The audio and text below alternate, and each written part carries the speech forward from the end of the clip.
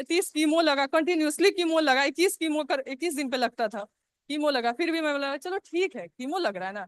घर वाले को बोलते थे नहीं नहीं कीमो नहीं लग रहा है, वो नॉर्मल टेबलेट चल रहा है, क्योंकि घर वाले डर जाते थे। अब 2 साल कंटिन्यू मुंबई जैसा जगह पे है, तो अब इसलिए घर वाले तो डरेंगे ही। और बात था पैसा का, तो टाटा वाले मुझे बहुत सपोर्ट की, आपके एनजीओ की तरफ से भी मुझे बहुत ज्यादा सपोर्ट मिला। कभी भी मैं सर के पास जाके बोलती सर देखो ना मेरे कार्ड में पैसा नहीं है, कुछ पैसा दिलवा देते ना, आज कीमो है कल कीमो है, मुझे तुरंत आ जाता था। मुझे सपोर्ट मिला, इसके लिए मैं आगे बढ़ी, क्योंकि अब मैं तो कमाती नहीं हूँ।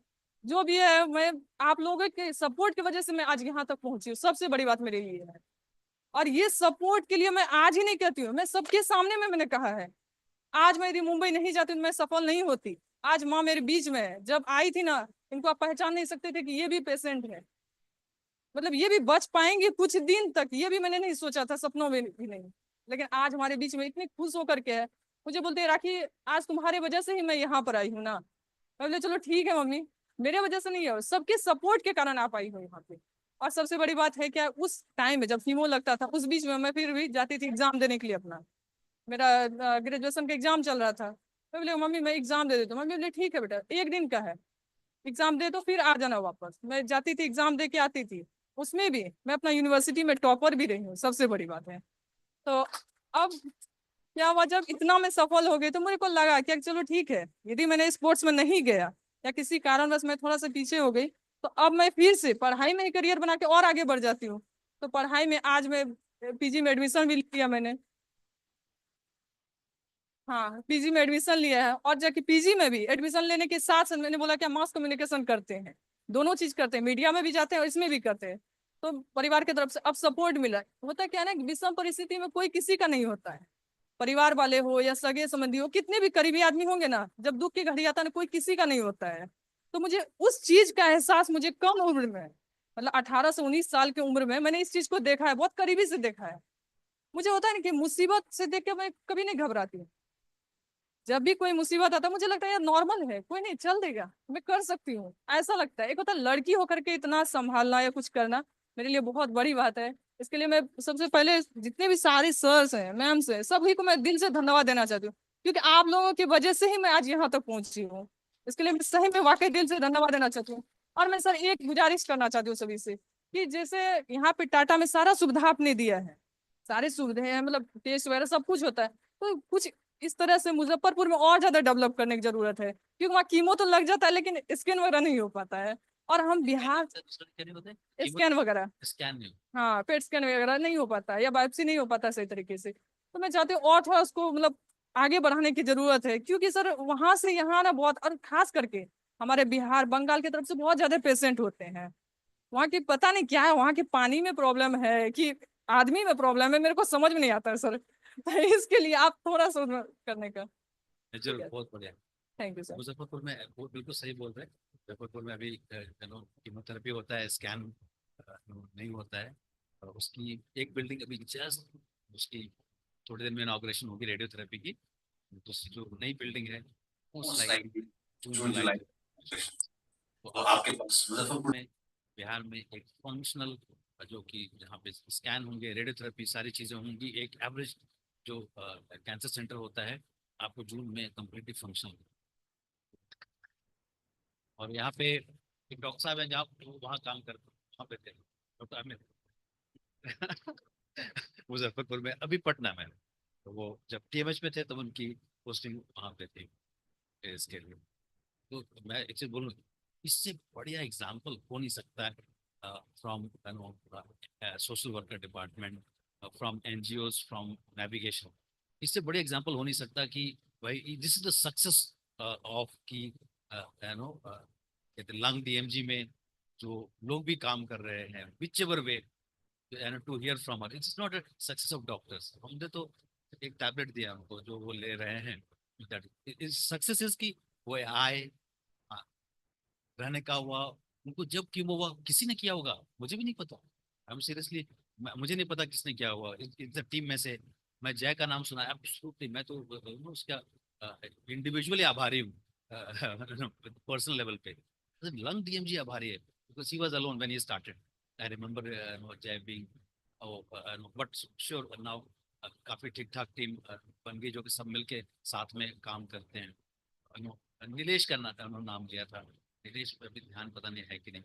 हाँ, नीलेश अभी, correct correct correct, again and बिल्कुल I do remember those time, जबकि एक दो ही लोग हुआ करते थे, एंड एब्सोल्युटली बिल्कुल सही नाम लेंगे, और भी कई सारे लोग हैं श्योर, और लोग कभी ना कभी सब लोगों का नाम लेंगे। तो ये सक्सेस स्टोरी, डॉक्टर की ट्रीटमेंट की नहीं, डॉक्टर की ट्रीटमेंट वो फायदा नहीं, अगर हमने लिख दिया तो होता तो क्या फर्क पड़ता है।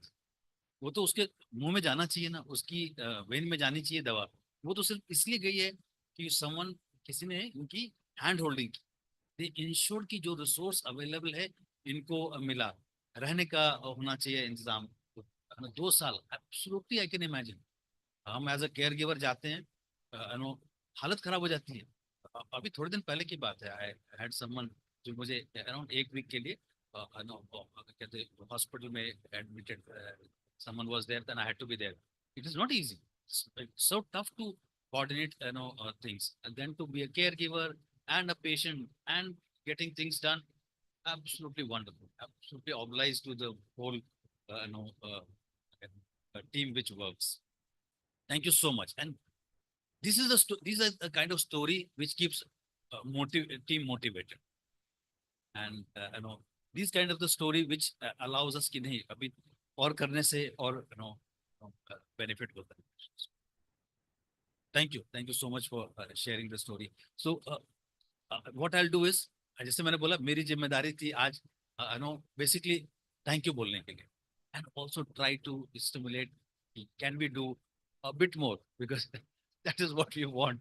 क्योंकि प्रॉब्लम तो अपने देश में बहुत ज्यादा है, अपने देश में प्रॉब्लम की कमी नहीं है, ना नंबर ऑफ प्रॉब्लम्स की कमी है, ना ही जो विड्थ ऑफ प्रॉब्लम्स के बाद जो अमाउंट ऑफ प्रॉब्लम की कमी है. But yes, first part is की what we have been able to achieve by people coming together.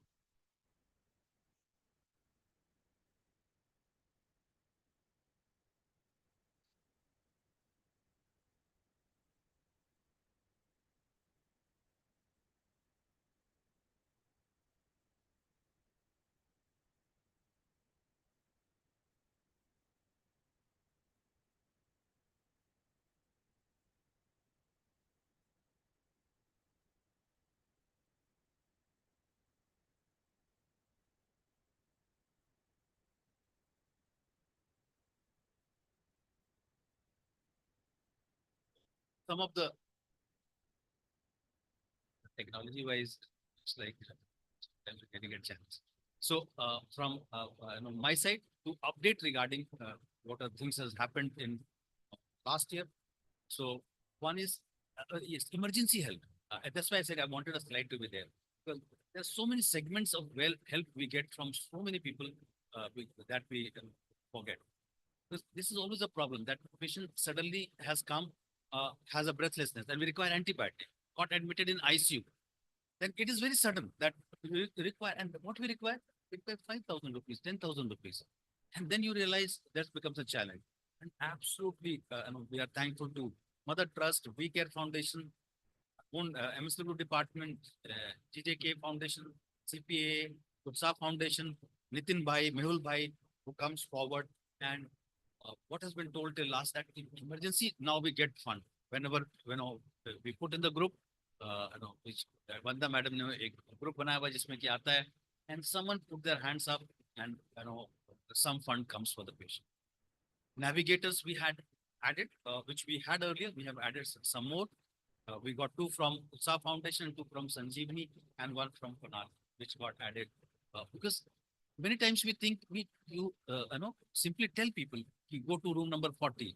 That doesn't work. We require a navigation, what we call keyboards in our hospital, which is there. We have officially from our hospital provided, from NGO, we call this is NGO keyboard, where you have to show them where is the room number 40. Otherwise, they don't know room number 40. They roam around full day and they are not able to. So absolutely that helps a lot. Food for patients and caregiver, which is there by Seva Kitchen. Accommodation, Karo home, that is Gadge Maharaj Dharamshala, and Apna Ghar, which is by Intas Foundation, which is there in Chembur, and they have been kind enough to allocate those some beds for lung cancer patients where they can be there, and for them the accommodation is kind of free. Pick line, again, this has solved a huge problem for us. We used to require pick line. Pick line remains a bit costly, and that's by Mother Trust, 20 per month, and absolutely they have been phenomenal for last many years. And continuously they supply for this. For drugs, as I told you, drugs are costly. Sometimes drugs are cheaper, sometimes drugs are costly. We have been pursuing many people to donate for drugs. So as on date, we have 30 patients per month, which we are able to get from somewhere or other. In somewhere or other, we we are very keen people to support us in this one to expand it, because some of drugs are excellent, but they are beyond the reach of our patients. NGS test, as on date, by CPA, they support for 20 patients per month, and we are looking for some more people to support it, because we register almost 2,000 odd lung cancer patients per month. And as you might have heard by now, NGS test is very important to decide treatment and to improve out. This is navigation data. I won't get into detail, but when the total data is of 18,000 odd patients, then you know it's a huge number of the huge amount of work which is being done by all the social workers who are involved. This tells you the how relatively comprehensive. I again repeat, I am jealous of my pediatric department because we are not as comprehensive. And I keep telling my current boss and my ex-boss, Dr. Banavli, said that we are jealous of you. We have not been able to, because that has been very comprehensive. But then also we are slowly moving, inching towards. So we do have people providing financial support. There's a pick line, there is medicine, there are navigators, there is molecular testing, there is accommodation. We are hoping that we add some more and we expand the services.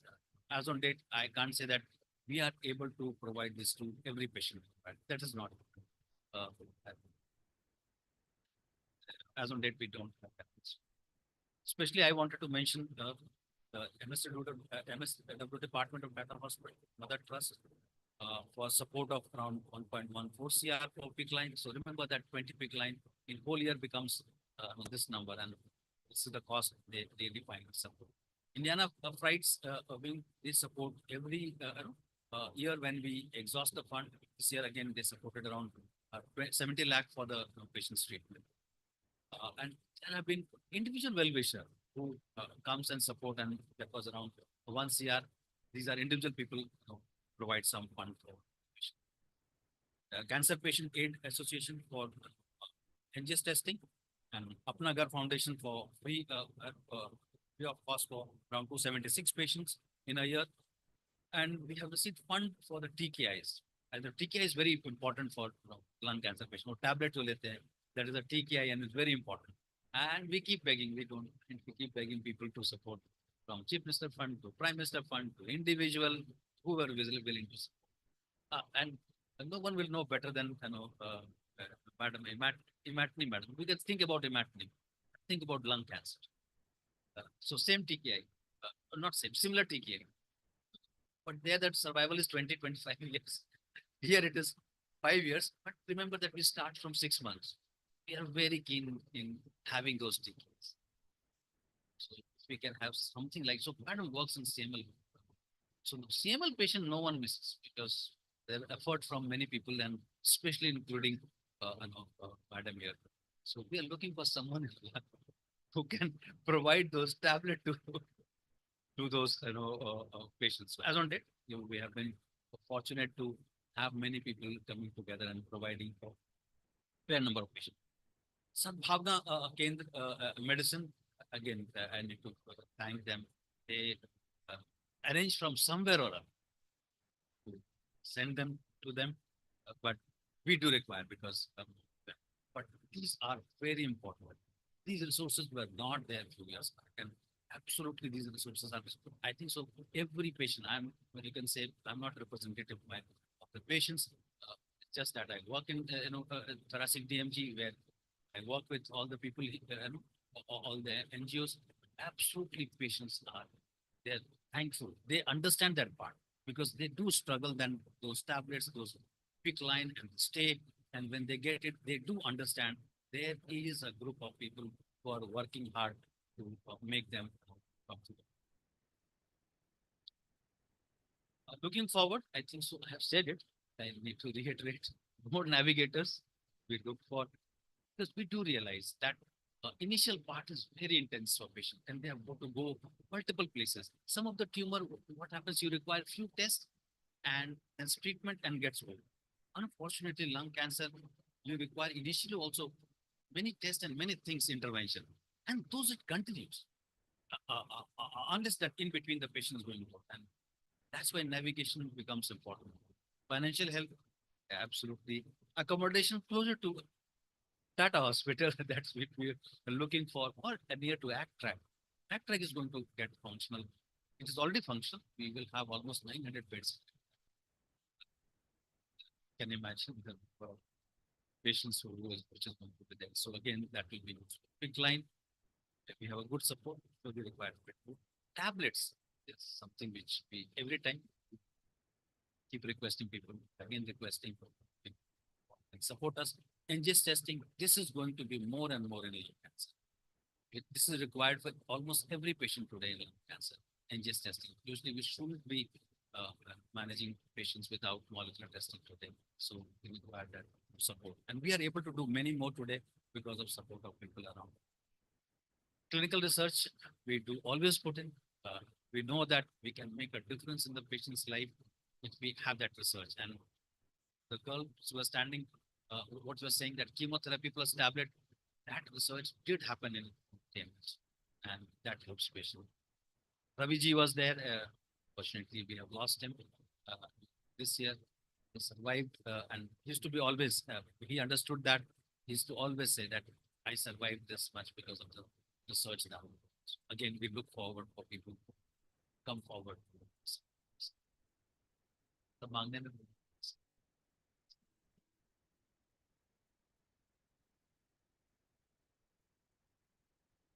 Thank you all, and I'll request people to comment and they can suggest what can be done, what we all have done together good, what we have not done so good, where we can improve. Uh, anyone.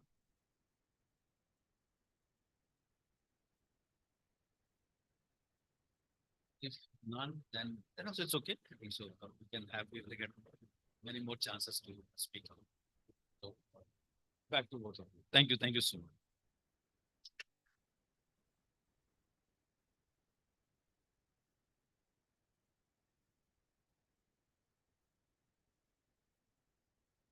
Thanks, sir, for your insight. It is always a pleasure to listen to you. First panel discussion of the evening, titled Reaching the Last Mile, Navigating Through Patients' Journey, Challenges, and Way Forward. This session will delve into the on-ground challenges faced by patients and brainstorm potential solutions. So we will hear from experts who will share their experience and insights on how to effectively navigate the patient's journey. I would like to invite our moderator, Dr. Vanita Naronha, who is renowned medical oncologist practicing at TMH Mumbai, to moderate this insightful discussion. Welcome, ma'am. Over to you.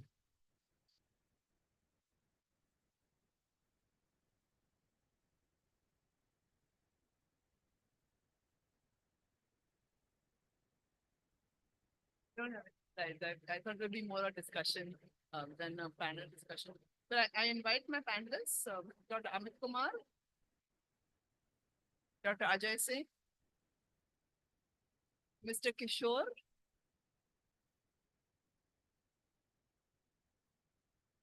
Ms. Nirjari,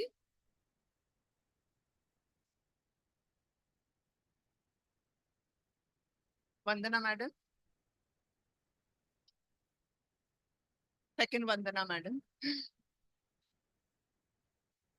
Mr. Mohammad Aziz, Mr. Paresha, and Ms. Rakhi Jha. I invite our chairperson, sorry, I'm going the other way around. I invite our chairperson, Ms. Usha Banerjee,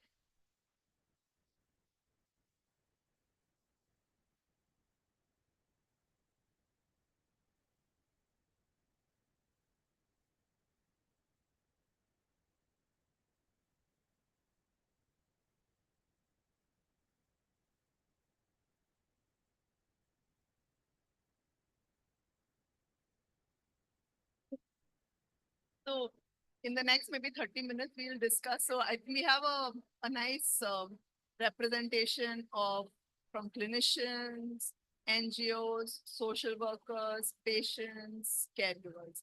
So we can get the whole picture, and I'd want all of you also to pitch in and give us your thoughts. So maybe we can start with clinician, with least important, and then we'll go to the more important people. So where do you think we are in terms of patient navigation today? So where have we come and what is the situation today? We have just started. For Bombay, it might be we have ahead, but in my state, I'll say it's still the beginning, or not even the beginning. It's the free. So even now, I'm getting patients, though Finish Muzaffarpur has been established, but patient doesn't know how to, where to go, how to get their funding, how to get the investigations done. So it started from Mumbai. It is there in Mumbai, but all India is still not covered. And even in states like Bihar, it is very, I say, in a primitive state. So आपके यहाँ that the patient there is no navigator for them, so they have to go on their own as of now. Mostly, it is like that. So I hope people are listening to this. We have a great need outside of Mumbai for help. Right? Ajay. Means here at least we are in institute, but and at least in Mumbai city people are at least support is there. But when we go to periphery, like in Uttar Pradesh, we have Jaunpur, Sultanpur, Unnao. Means these were just name for me in some few months back. Now I'm really going there. I'm seeing. I think out of institute also we now Lung Connect need to think of generating some support at some district, I mean, some peripheral level, at least a single person who can guide people, not means where to go. Means here at least they come for some treatment. There they don't know cancer treatment is available. There they just think if it is a cancer, they don't need to go anywhere. They just keep staying home and let them die. So I think we need to be more means at least in Mumbai people are aware everything is there, but in periphery. So right now, still they don't know about cancer, what advance has happened outside in the village location. आपके यहाँ पे भी there is no patient navigation, nothing that's happening to guide the patients, right? I mean Medanta, ma'am. So Medanta, they have everything support staff, but out of Medanta, when I go to the peripheral location, then I find difficulty. It's very difficult to bring the patient to OPD, to call them to Lucknow, get the treatment. I'll just inform in the peripheral location कि you have cancer, we need to investigate, we need to treat, but they think नहीं cancer का जाने दो हम लेके जाते हैं उनको जो होना है घर में होने दो. We should have to expand ourselves. Not only we should have representatives in other cities, and I'll say the best will be when we have a representative in every district of India. At least one person who is volunteering. So he will be, so that may create some awareness and this navigation may become easier.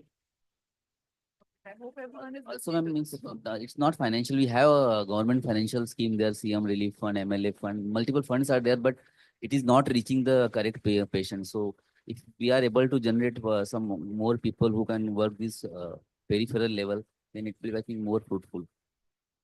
Nirjani, where were we before and where are we now? So Gunwati Kapoor started the navigation system called a patient guidance program in 2013. I think when KWAT was still not in existence. So we started working with Dr. Kumar Prabhas and we had 3 coordinators at that time with him. And the change we have seen, so I think she already mentioned some of them, Jay, Yogesh, Nilesh, all of them have been working on this navigation and working with lung since the last 10 years. So I think the trajectory which our coordinators and GJK has seen as an organization is that we have evolved, we have figured out what are the best practices, how can we gather all the resources, bringing together all of us in the room who are already there to make the best for the patients. What is different now is that the volume of patients, of course, keep increasing. The complexity is also increasing and, the cost of treatment is also increasing. So I think the main burden which Jay, who basically works in the OPD day in and day out, he sees is that there's a lot of ways we have to go to kind of get funding for them, so that, like Dr. Kumar Prabha said, we need to get all these systems in place so that the patient can be on a 5-year survival. So I think that's one of the things, that the volume has not changed but increased for us, and we can see that everywhere. So the navigation system and this program, which not just deals with money but with emotional support, with the support where people are connected to each other and they know that there is someone behind you to go through this journey, I think that's what's most important.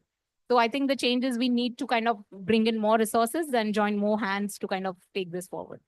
That's the million-dollar question. How are we bringing in these more resources? So we'll hold you to this. Vandana ma'am. Yeah, how to bring in more resources. No, no, so, yeah. So Yeah, what that would I be want to perfect, please. emphasize is, what the entire need, how the patient navigation can be done. But you put it in a little point, when a patient comes, they will ask, they need to know exactly where to go, how to get their flight made, और ये सब काम को बताना है. तो इसीलिए navigation का लिए बहुत जरूरी हो जाता है. उसके बाद में ये नहीं है कि पेशेंट आए तो उनको तुरंत डिसीजन लेना है और तुरंत सब कुछ करना है. उनको भी सोचने समझने का टाइम, समय देना चाहिए. और वो तभी हो सकता है जबकि नेविगेटर हो जो उनके साथ बात कर सके और उनको समझा सके कि क्यों क्या चीज़ की जा रही है. क्योंकि मुझे कैंसर हुआ था तो मुझे मालूम है कि कैंसर होते ही जो जो मन में विचार आते हैं वो सबके मन में आते होंगे और उनके वो जानना जरूरी है. क्योंकि वो अगर हम समझ सकेंगे तभी, जैसे हम लोग कहते हैं, हम पेशेंट को और उनकी फैमिली को एम्पावर करेंगे आगे के. फिर होता है कि हम लोग जो मतलब पेशेंट का एक्सपीरियंस अलग अलग लोगों से सुनते हैं और अलग अलग लोगों अलग अलग बातें होती है, तो उसका भी सार निकालते हैं किसको क्या हुआ, कैसे हुआ, किस स्टेज पे हुआ, ये सब बातों को समझाने के लिए चाहिए. तो इसमें पेशेंट नेविगेशन का काम वहाँ पे बहुत बढ़ जाता है.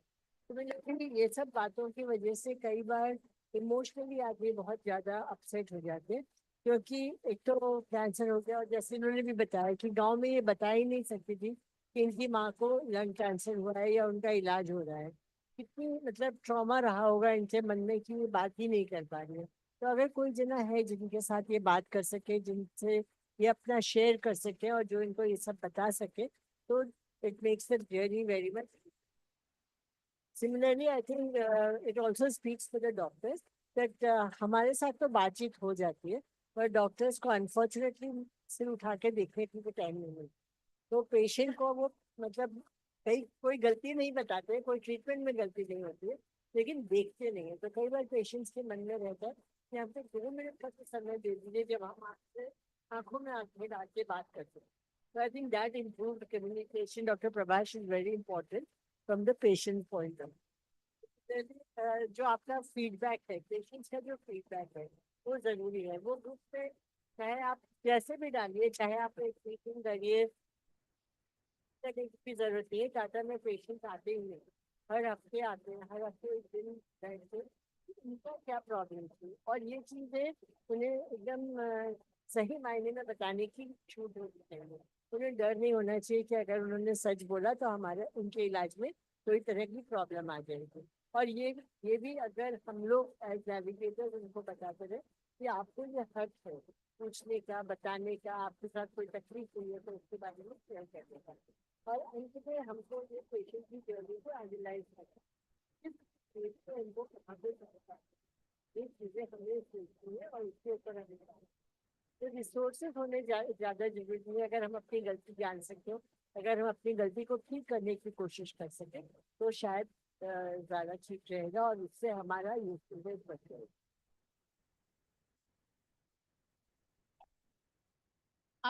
आप हमें बताएंगे कि आपको क्या लगता है कि what is the role of a navigator? आपको किस तरह से मदद मिली है नेविगेटर से? नेविगेटर की जरूरत है एंड अगर है तो इन व्हाट वेज? मैम मैं कहना चाहूंगी कि सबसे पहले कोई भी मुसीबत आता है, कोई भी मुश्किल आती है लाइफ में, तो रास्ता दिखाने वाला गुरु का होना बहुत जरूरी है. तो यहाँ नेविगेटर्स का मतलब ही हमारे गुरु का रोल निभाते हैं. डॉक्टर्स के पास हम तभी पहुंच पाते हैं जब हमारे पास रास्ता हो. मंजिल हम तभी मतलब मंजिल तक पहुंचना आसान है लेकिन कैसे मैं पहुंचूं? ऐसा नहीं कि मैंने शुरू किया मैं पहुंच गई अंतिम तक। उसके लिए कितना बीच में जर्नी होता है, 3 साल 4 साल, 4 साल 5 साल का एक्सपीरियंस मेरा भी है। तो उस एक्सपीरियंस को मैं अंतिम तक, आज जो मैं मंजिल पर पहुंची हूँ, आज मैं सक्सेस हुई हूँ। आज मैं ये नहीं कहती हूँ कि हर कोई हार ही जाता है, हर कोई जीत ही जाता है, लेकिन यदि चाहे लाइफ में आगे बढ़ना तो कोई भी बढ़ सकता है। तो नेविगेटर्स का काम है कि रास्ता दिखाना। जब वो रास्ता दिखाते हैं कि बाबू ऐसा नहीं है, आराम से आप कर सकती हो, ऐसा करो ऐसा करो, ये नहीं है वो समस्या, क्योंकि हम अपना प्रॉब्लम हर किसी से शेयर नहीं कर पाते हैं।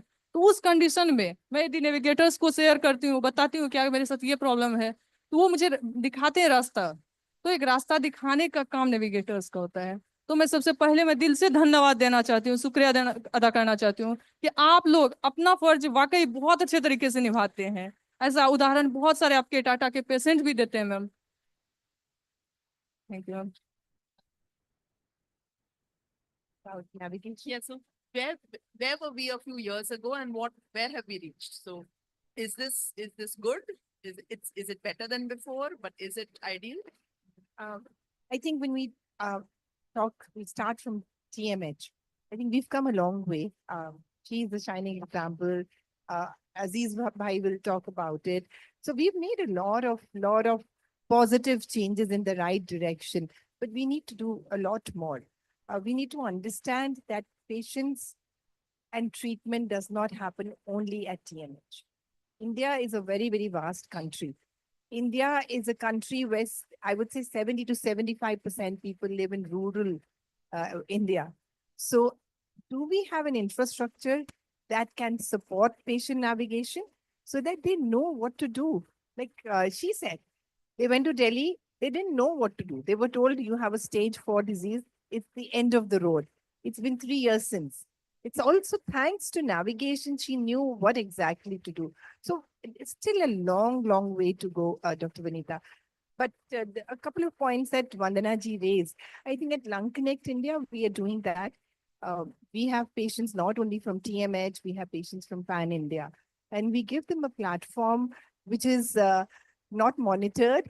So there they can talk freely. They know they are not judged. They can express themselves. They can talk about the problems that they're facing. And together with the help of oncologists and social workers and NGOs, we've been trying to find a solution for them.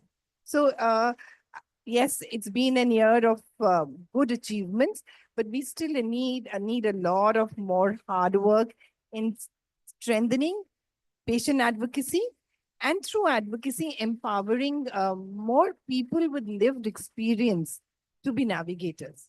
Because what they can do, how they can relate to somebody who's newly diagnosed, the others cannot. I think that needs to be done.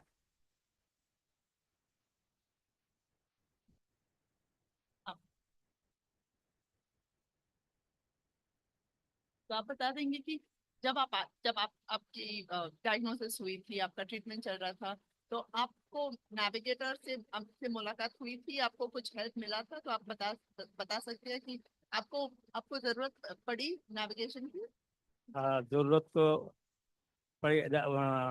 हम जब इधर आया तो कोई room ऐसा नहीं, हिंदी अच्छी नहीं आता। तो हाँ, मेरा पहला डॉक्टर इधर है, तो उन्होंने नेविगेटर, मुझे नहीं पता, उन्होंने नेविगेटर तो বাংলা বাংলা বলতে পারে এমন একজনকে বলে দিয়েছিলেন আমার ডক্টর, উনি এখানে আসছেন। তো বলে দেওয়ার পরে উনি আসলো, কোথায় কোথায় নিয়ে গেল, রুম আমি চিনতাম না, বাংলা বাংলা নেই, সমস্যা নেই। तो navigator I mean social worker, अभी अभी पैसे ना सोशल वर्कर। तो उन्होंने मुझे सब कुछ हेल्प किया, नहीं तो मेरा रूम पैसा ना कभी नहीं आता। तो एक बहुत से शुरू करके एस्पेक्ट मेरा सब कुछ नेविगेटर मीन्स सोशल वर्कर जो है ना, I mean lung cancer platform मुझे हेल्प किया। तो जाने के टाइम उस नेविगेटर मुझे मेरा व्हाट्सएप नंबर लिया, लेकर लंग कनेक्ट का जो दिया है। उसके बाद बांग्लादेश जाने के बाद इस महीने का तो मीटिंग होने लगा, तो मुझे लगा हॉस्पिटल मुझे नहीं चाहिए, उधर से बढ़कर मेरा सब आंसर मिल जाएगा। तो मुझे लगा हॉस्पिटल मेरा ऑनलाइन में है, ऐसा लगा। तो जब इधर आएगी तो नेविगेटर मीन्स लैंड कनेक्ट का ऑफिस है, सदर होता है, कुछ ट्रैवल हुई तो उन्होंने दौड़े मेरे पास आया। तो आई थिंक हम लोग नेविगेटर नहीं हुआ तो इधर ट्रीटमेंट नहीं होगा। Such a wonderful contribution. तो नेविगेशन मुझे I think long connect platform, long को कनेक्ट कर दिया प्लेटफॉर्म, वो प्लेटफॉर्म है long connect platform, I think like it.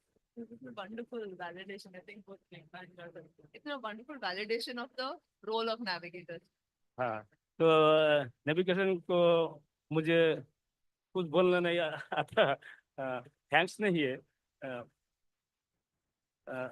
बिल्कुल सब थैंक्स नेविगेटर को मिलना चाहिए।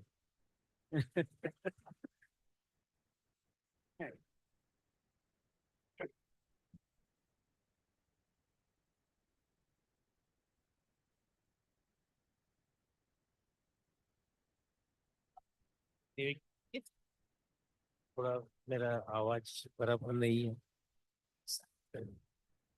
नेविगेटर यानी क्या है? नेविगेटर यानी आपका उंगली पकड़ने वाला। जैसे घर में जब भी बच्चा चलने सीखता है तो उंगली पकड़ के पापा मम्मी या कोई भी चलाता है, तभी आप मंजिल या तो घर के बाहर निकल सकते हो। तो ऐसे ही आप कोई भी नई जगह पे जाते हो तो आपको नेविगेटर का जरूरत पड़ता है। जैसे गूगल आप कहीं पे यूज कर जाते हो, गूगल का यूज करते हो, तो ऐसा ही इधर में है। अगर आप सही तरीके से, आपको सही निशानी देने वाला कोई नहीं मिला तो आप रास्ते भटक जाओगे। और कोई कोई केस में होता है, कोई कोई आदमी अपने आप चलने को जाता है, लेकिन मेरा तो इधर का एक्सपीरियंस है। जब भी मैं टाटा में मेरा 2018 में ट्रीटमेंट चालू हुआ तो उस टाइम पे मेरे को मालूम नहीं था फॉर्म कैसे भरने का, रजिस्ट्रेशन कैसे करने का। वो सभी काम भी मेरे को एक जो नेविगेटर थे उन्होंने मेरे को सिखाया था। उन्होंने खुद ने मेरे पास आके मेरे को बताया कि ये सब चीज करके आप आओ। तो मैडम मैं तो यही बोलता हूँ कि अगर नेविगेटर नहीं है तो आपका रास्ता नहीं। Thank you. We have only 10 minutes more. I want to hear a little bit from the audience also. We have Jay, Nilesh, you have Jay, maybe you can say, you have seen the pura, itne सालों से you have seen how things have evolved at TMH. अभी आपको क्या लगता है? How have things changed? And अभी maybe because the next section is कि क्या challenges है और हम और क्या कर सकते हैं way forward. हेलो एवरीवन, मेरा नाम जय है। मैं तुरासी कोपीडी जनरल में करता हूँ गुणवती कपूर फार्म की तरफ से। लास्ट 10 साल में एक्सपीरियंस तो ऐसा रहा है कि बहुत अच्छा एक्सपीरियंस। कैसे एनजीएस जैसे सर ने बताया, पहले ऐसा होता था कि पेशेंट आए तो कीमोथेरेपी वगैरह प्लान होती थी, और उसके बाद काफ़ी पॉसिबिलिटीज नहीं थी, बिकॉज अभी ट्रायल्स हैं, सर का इंटरवेंशन है, और बहुत सारे एनजीओज हैं जो हेल्प करते हैं, जिसकी वजह से बहुत अभी जो पेशेंट है, जैसे हम राखी का देख रहे हैं, बहुत सर्वाइवल है। मतलब काफ़ी पहले ऐसे मिलते नहीं थे हमसे, मतलब साल भर बाद कोई पेशेंट मिले, आई डोंट थिंक सो। तो अभी काफ़ी है, तो मुझे लगता है हमारा रिस्पॉन्सिबिलिटी अभी बहुत बढ़ गया है। जैसे पहले तो था ही कि हम फर्स्ट डे अपफ्रंट उनको डॉक्यूमेंटेशन, घर के बारे में बताना, डॉक्यूमेंट्स के बारे में बताना, क्या सारी चीज़ें प्रोसीजर के बारे में बताना, वो सब करते ही थे। लेकिन अभी ये कंटिन्यूसली काफी समय 3 साल 4 साल 5 साल अभी भी राखी आई थी तो फोन किया था कि मुझे ये हेल्प चाहिए वो हेल्प चाहिए, तो उनको मैंने अभी रिसेंटली वो निकाल के ट्रैवल कंसेशन वगैरह छोटी छोटी चीजों में हेल्प करना होता।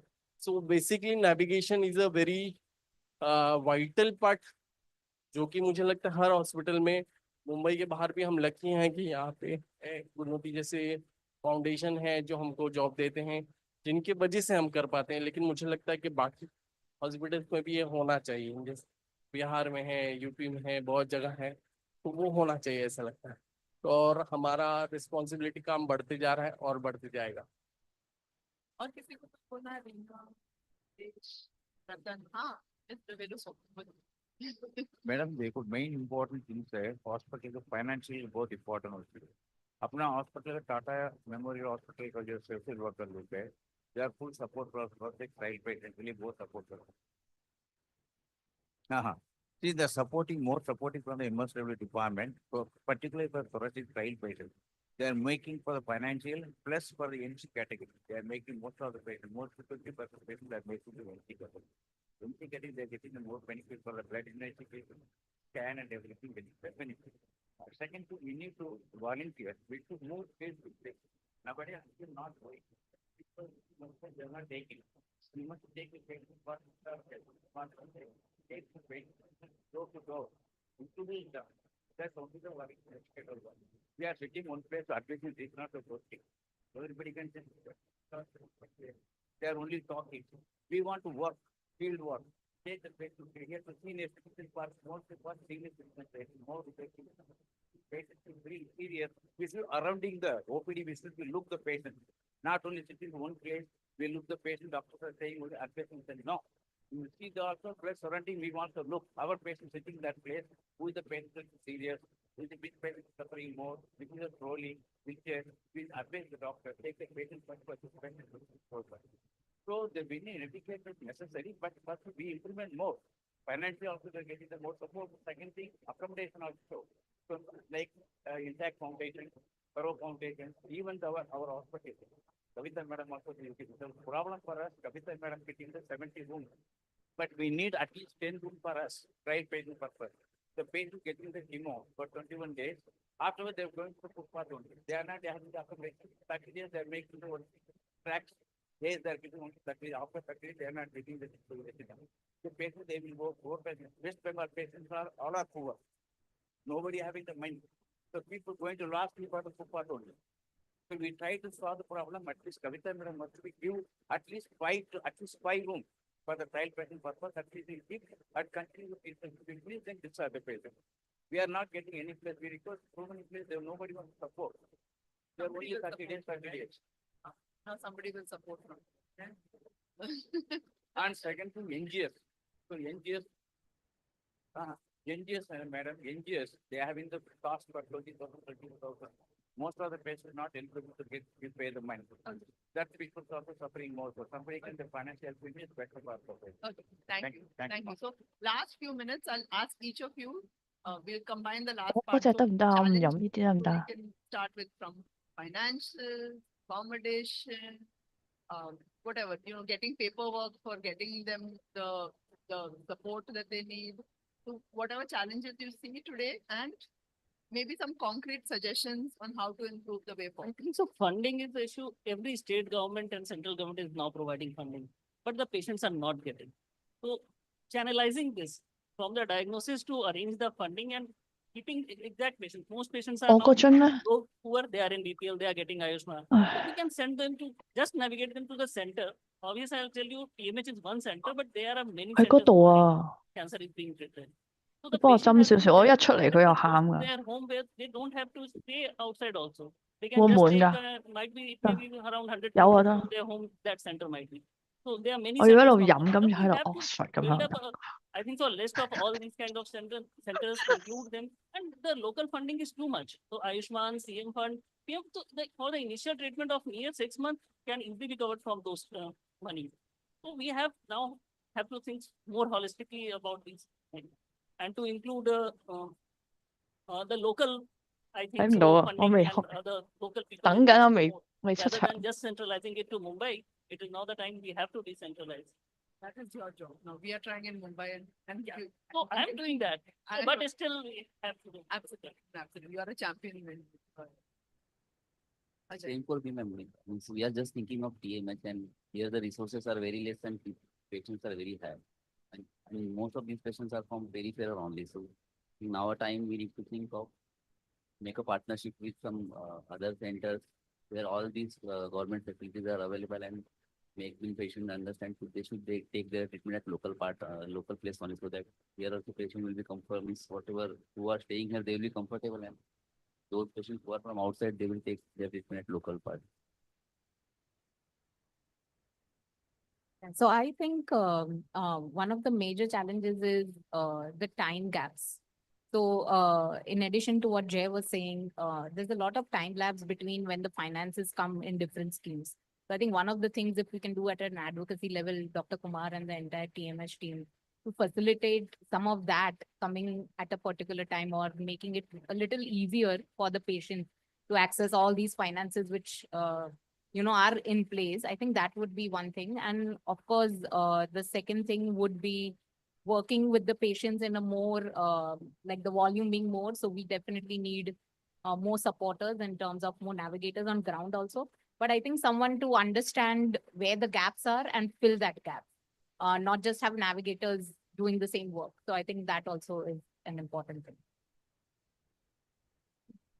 I personally feel that navigators need to be trained because we may have 5 people, we may have 10 people, we may have 15 people. पर अगर उन्हें ट्रेनिंग नहीं दी गई है क्या चीज कैसे बतानी है क्या चीज कहाँ पे बतानी है या किस स्टेज में बतानी है तो it's meaningless because the navigators can be just loitering around in the hospital corridors without doing concrete work. So training is important. And again, I would say that, feedback from the patients is important. So every 15 days, we need to sit down with the patients and understand whether, what was explained to them has been understood by them or not, and whether they have followed. So these two things will make a lot of difference. राखी, आप बता सकते हैं कि what आपको क्या लगा किसमें कमी था और and what हम क्या कैसे improve कर सकते हैं?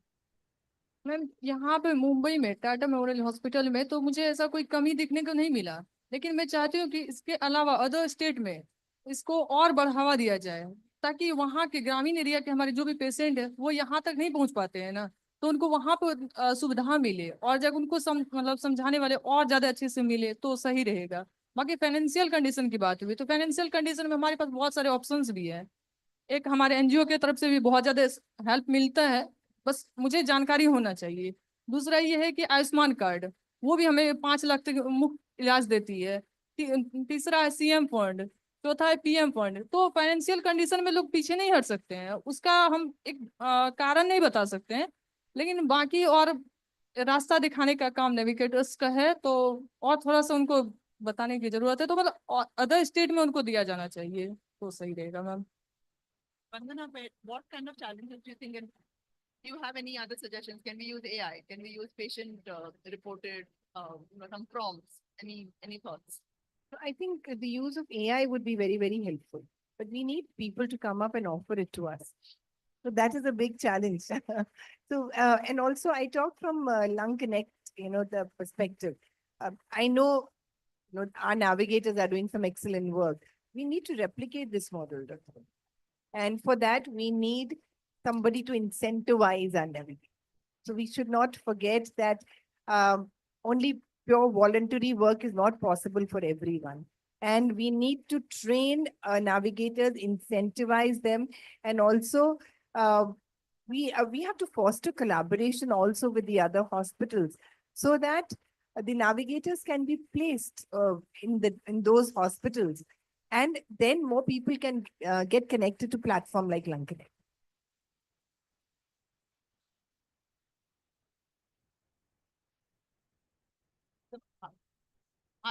आपको भी navigator का experience है, तो आपको क्या लगा कुछ कमी था, हम कुछ बेहतर कर सकते हैं?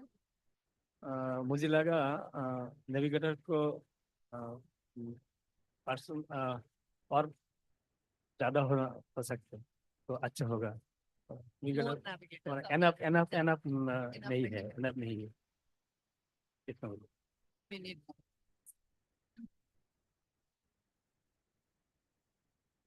आपको आपको कुछ आइडिया है कि व्हाट क्या आजकल के मतलब आपको क्या चैलेंजेस लगा और आपको क्या लगता है कि हम क्या क्या कर सकते हैं to improve this whole system? इसके इसके अंदर मैं तो ये बोल सकता हूँ कि जैसे मिडिल क्लास लोग हैं कि जिन लोगों को पूरा जानकारी भी नहीं है तो फाइनेंस के बारे में, और कभी वो उन लोगों को जैसे ये लगता है कि हम मांगे कि ये तो कैसे लगेगा, तो एक मिडिल क्लास के लिए सामने से अगर कुछ ऐसा प्रपोजल आया जाए, नेविगेटर उनको समझाए कि भाई आप इस तरह से आप अप्लाई करो और वो इसमें जाएंगे तो आपको उसमें बेनिफिट मिलेगा, तो मेरे हिसाब से जो मिडिल क्लास फैमिली है उनको सपोर्ट अच्छा मिलेगा, क्योंकि मिडिल क्लास कभी पैसा मांगने के लिए बाहर सामने से नहीं आती। तो ये एक है कि जहाँ पे लगता है तो मिडिल क्लास फैमिली को ऐसा सपोर्ट किया जाए। Any last words from the audience? Challenges, way forward, Nilesh?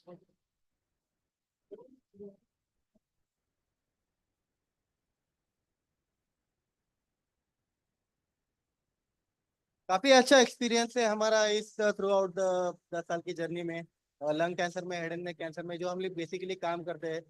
First of all I would like to thanks my senior, my junior, जिन्होंने इतना अच्छा साथ दिया मेरा। सेकंडली कि मैं ज्यादा नहीं बोलूंगा, काफी लोगों ने बहुत कुछ बोल दिया है ऑलरेडी, बट जितना मैं शायद में भी जय, अभिराम, पूजा, हम लोग ऑलमोस्ट 10 साल से साथ में ही काम कर रहे हैं, तो यहाँ तक हमने देखा है कि काफी हद तक बैरियर्स टूट रहे हैं। फर्स्ट जैसे था कॉस्ट सर्टिफिकेट का बैरियर जो काफी लोग देखते थे, paediatric, curative, palliative, young old, वो बैरियर धीरे धीरे टूट रहा है, फाइनेंस आ रहा है। If I am not wrong, जय, पूजा, अभिराम, 1,000 रुपए के लिए हम लोग भागे हैं तो पर पेशेंट, अभी उतना बैरियर नहीं है। क्यूरेटिव पैलेटिव नहीं देखता है, they are just seeing the patient को हेल्प चाहिए, तो ये बैरियर से हम लोग ओवरकम कर चुके हैं। अकोमोडेशन, सिक पेशेंट नहीं लेते हैं, हम यही पेशेंट लेते हैं, यही स्टेट को देते हैं, वो बैरियर धीरे धीरे टूट रहा है। एंड द मोस्ट इम्पोर्टेंट, इतने 2-3 साल में मैंने देखा है कि कास्ट बैरियर भी टूटने लगा है। सम आर देयर, हम लोग हिंदू को हेल्प नहीं करेंगे, हम लोग मुस्लिम को हेल्प नहीं करेंगे, what ever it is, but अभी ये भी देखने मिला है पेशेंट से एक्सपीरियंस आ रहा है कि नहीं, मुझे ये ट्रस्ट ने मुझे भी हेल्प किया है, I am being from this caste and that caste, तो ये बैरियर अगर टूट रहा है तो ये हमारे लिए काफी अच्छी बात है। तो यही एक एक्सपीरियंस था, तो आई होप इसमें और इम्प्रूवमेंट होगी और होनी चाहिए। हम लोग धीरे धीरे आगे बढ़ रहे हैं, बट हम लोग और आगे बढ़ जाएंगे, होप सो। Thank you.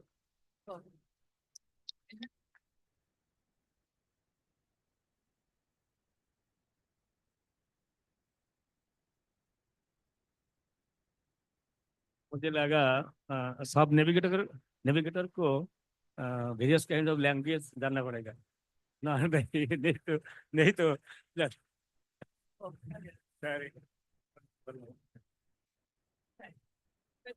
हाँ डॉक्टर, ठीक है, so we will end this. Thank you everyone. Usha madam, last words.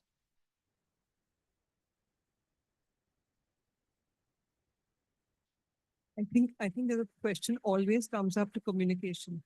Everything is a matter of communication. The last point that he spoke about languages, it's not really possible, but we can use tools. As we say, when we talk of using technology to improve what we're doing, I think it's going to be a big step. We're talking of the last mile. The last mile actually, I think, works in two ways. One is the last mile journey of the patient. And unless you take that last mile and the journey is incomplete, it makes no sense. You know, unless the patient has made the complete journey till the end of treatment, successful, whatever, that doesn't make any sense. Again, for whatever work is being done by all the organizations that we've been listening to, unless we're able to again achieve what the goal is, you still haven't completed the journey. And we see that everyone hears this year after year. And we also know things have improved. We hear about finance, we hear about accommodation, we hear about this being the two, major problems that people face when they come here. And Dr. Prabhash has actually told us about how much help has come. We are aware of all the help that has happened over the year, but this is a bottom list. He also talks number of patients which have increased. We have doctors here, excellent doctors from other centers. I don't know how one actually, can spread the word. Where again, I think using the tools of communication to say that you don't really need to come to Bombay anymore. You can get treatment in other parts of the country. These funds are available. As he says, all the government funds are there. Are they being utilized fully? Is the patient not getting it? These are the gaps which need to be filled, and we need to have, people working specifically on filling this gap, because whatever is available is not reaching where it needs to reach. And then the journey will never be complete. We will still be lost, resources not being used, and we are finding that in all aspects of the country. So it's really not just in this, but it is really important that focus is given on something like this. And when they talked about, communication and so on, we have several NGOs working. Perhaps the work could be divided and certain responsibilities be given to an individual NGO, that they could all be working in everything, but responsibility of a particular aspect of it could be with one particular organization.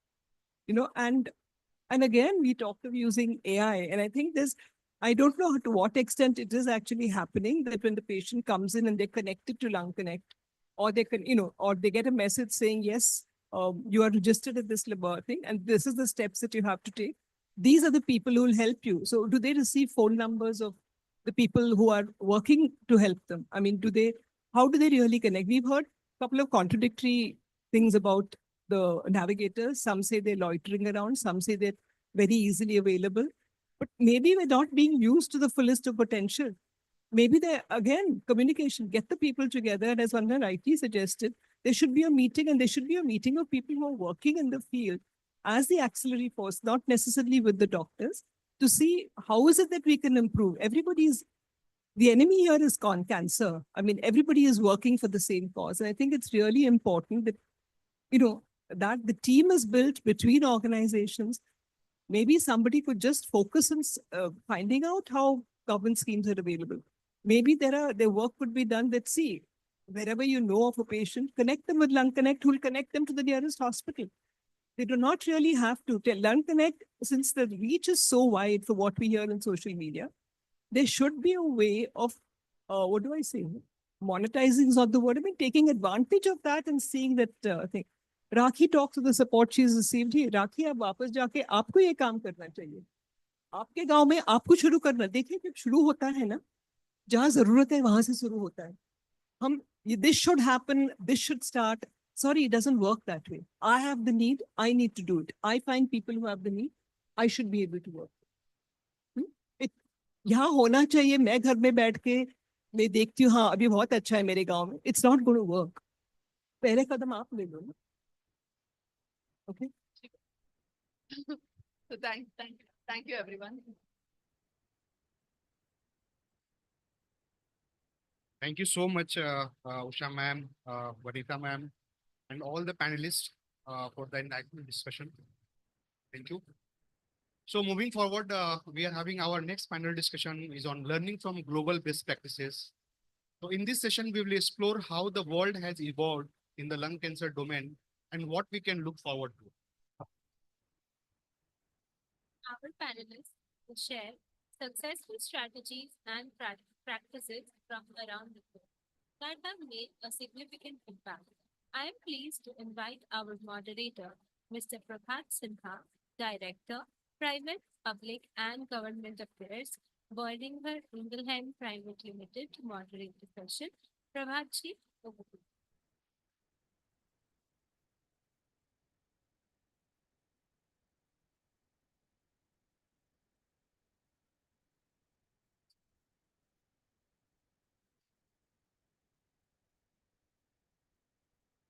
So good evening, everyone. So I think in the last session, we have heard the challenges, what patients face, the importance of last mile connectivity. In this session, what we are going to discuss about some of the practices, what is being followed, not only in India, but also in other countries. And we'll try to learn if there is anything we can learn and it can accelerate some of the things what we do here in India. Now, in this panel, first of all, I would like to introduce the panel members. So three of the panel member of this session, we will be getting them online. And I think it's also a coincidence, you can say. The Lung Connect started on a virtual platform. And see the power of this connection. Today, we have 3 advocates from 3 very leading lung advocacy group across the globe. And today they will be discussing together with the Indian advocates. So I think this is the power of digital media. So panelists in this panel discussion are Ms. Meryl, she's from IASLC. Belinda, she's from Longevity. Dr. Rasika, Jayashree, Pratik, and Ms. Judy. So people who are there in this room, may I request them to please come forward and take the seat. And rest of the panel members, we will get them virtually.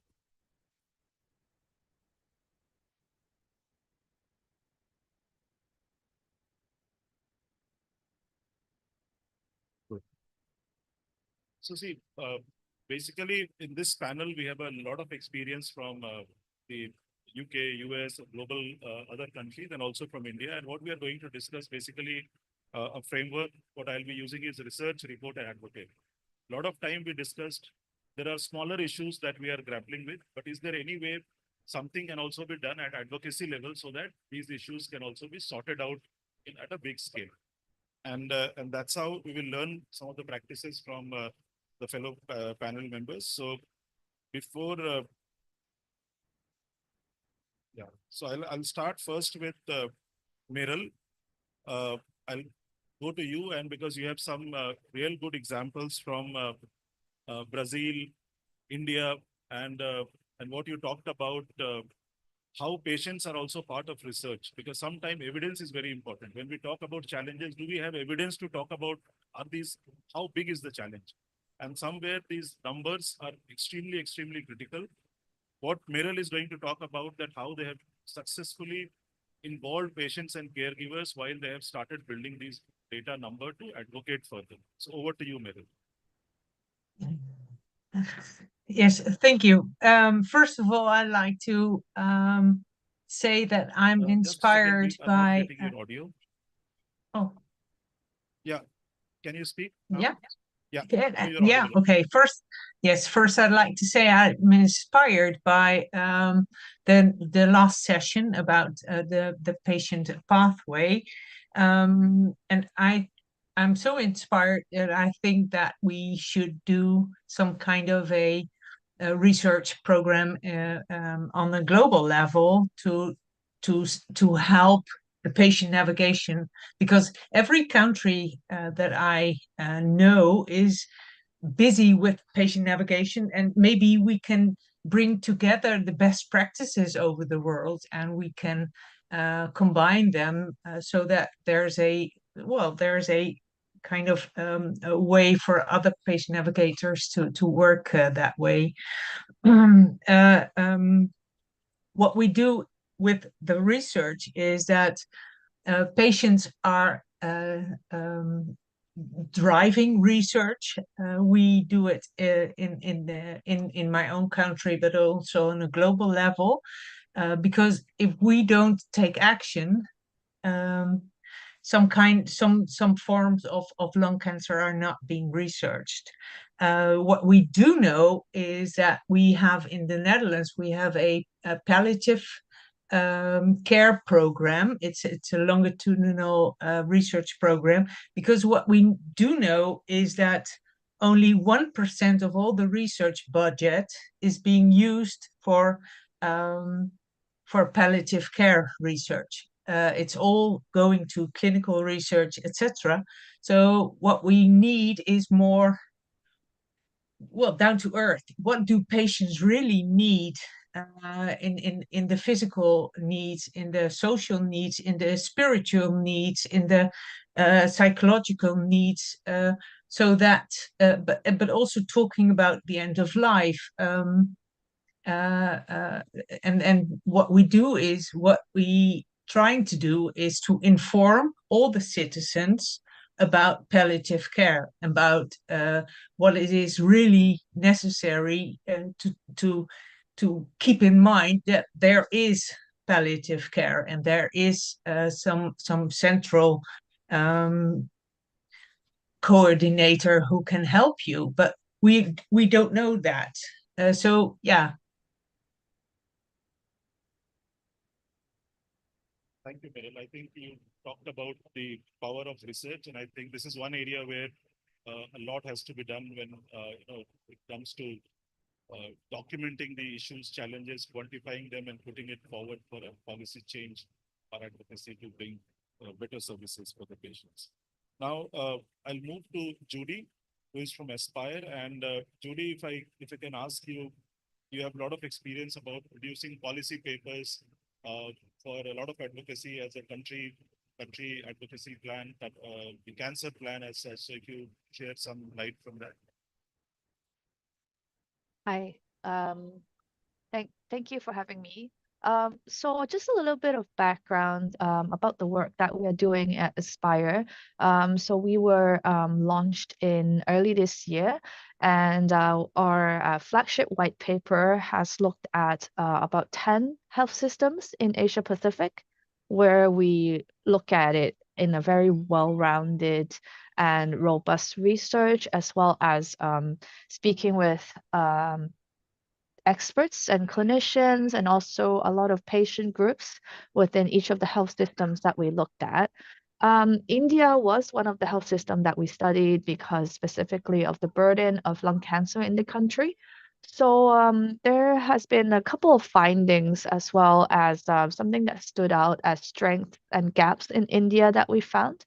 I think in the process of this creating this white paper, we also looked at how different health systems has all, everybody has their strengths and gaps and weaknesses. And so even one of the, best countries with the most robust lung cancer policies can also still um, improve in certain areas like access to medicine or diagnostics and things like that.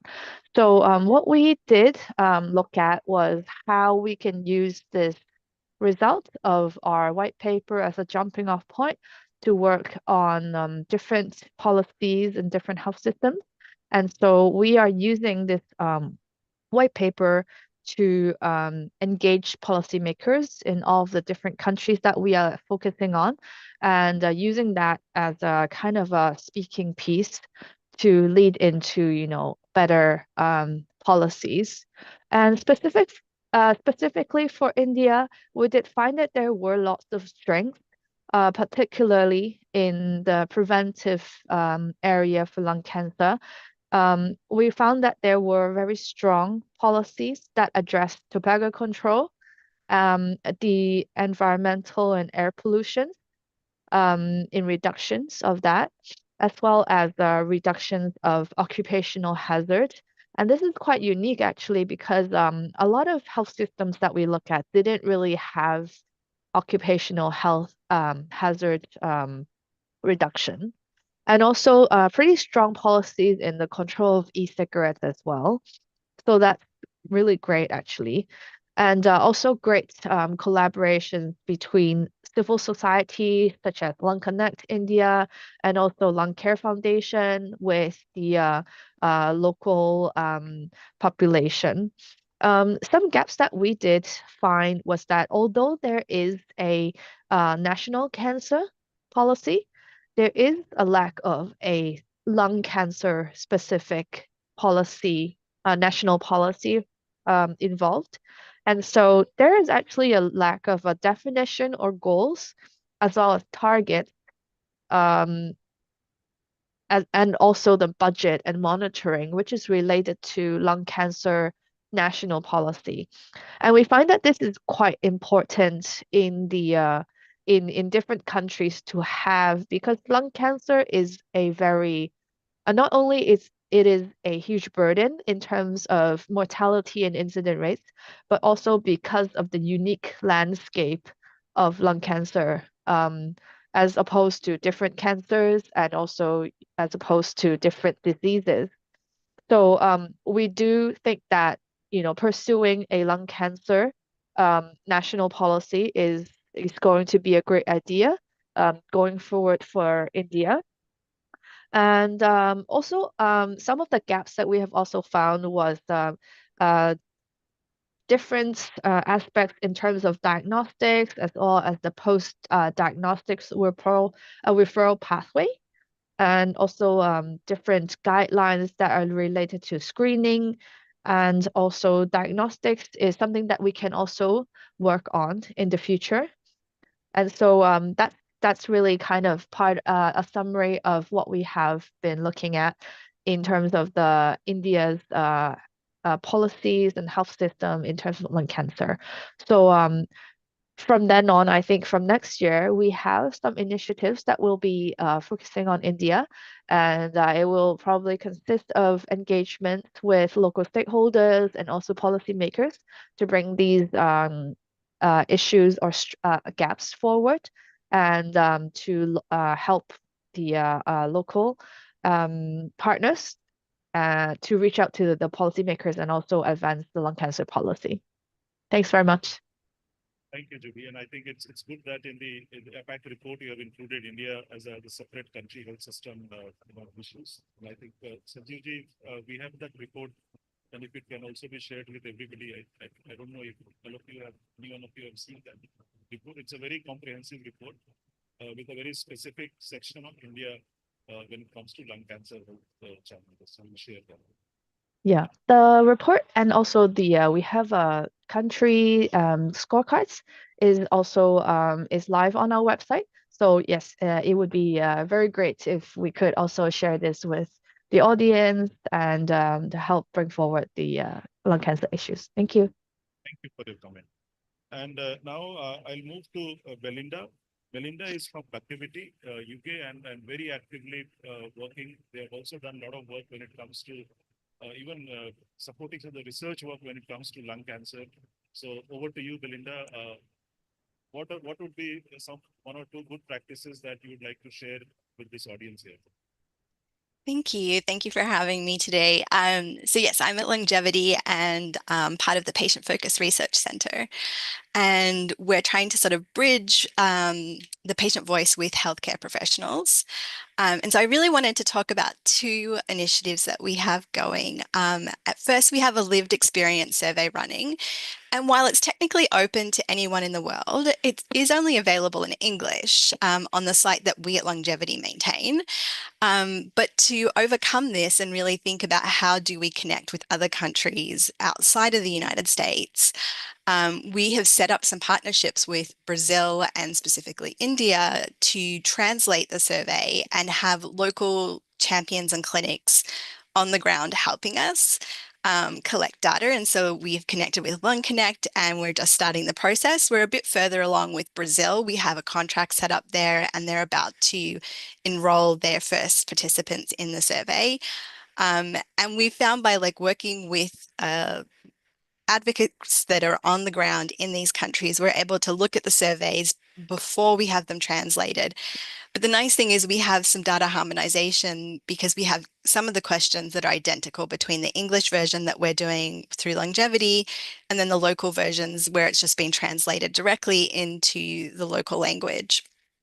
But in addition to this, we also have data sharing agreements, which I think are really critical in that we want to be able to give the data back to our partners in the local region so that they can then use it for their needs, but we can also use it to make comparisons between patients and caregivers' experiences in the United States and look at, to Judy's point, they're looking at some biomarker and access to that sort of, part of the diagnostics. We can look and make those comparisons in these specific sites that we've set up.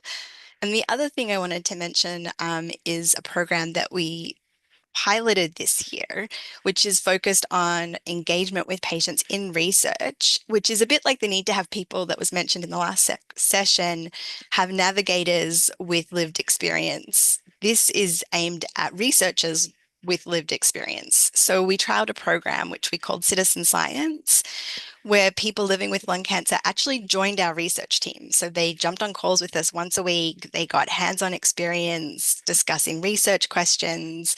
And to be honest, this program has actually been the highlight of my year. And the goal has really been to bridge the gap truly between researchers and clinicians and community partners, so patients. And actually, we're writing a grant to get funding and expand the program. And Rasika, who's on this panel, was actually involved in our pilot program. And it was really exciting to have her be part of our research and just having these conversations about how do we understand the unmet needs with people with lived experiences has completely changed how we will focus our research and plan our research. So these are two programs that we've been running at Longevity to sort of expand research. Thank you. Thank you so much. So now I'll come back to the team here. The reason why I went there because I didn't trust the technology, so that once the link is there, the data is good. We used all the three panelists who are online. So thank you so much for highlighting, I think, two things. One is, the need for the evidence. And I think how do we create that evidence is engaging patients and caregivers while we generate those evidence and then put it in a right form in a form policy paper and advocate. So thank you so much for shedding some light on this. And now this brings me to three wonderful panelists here.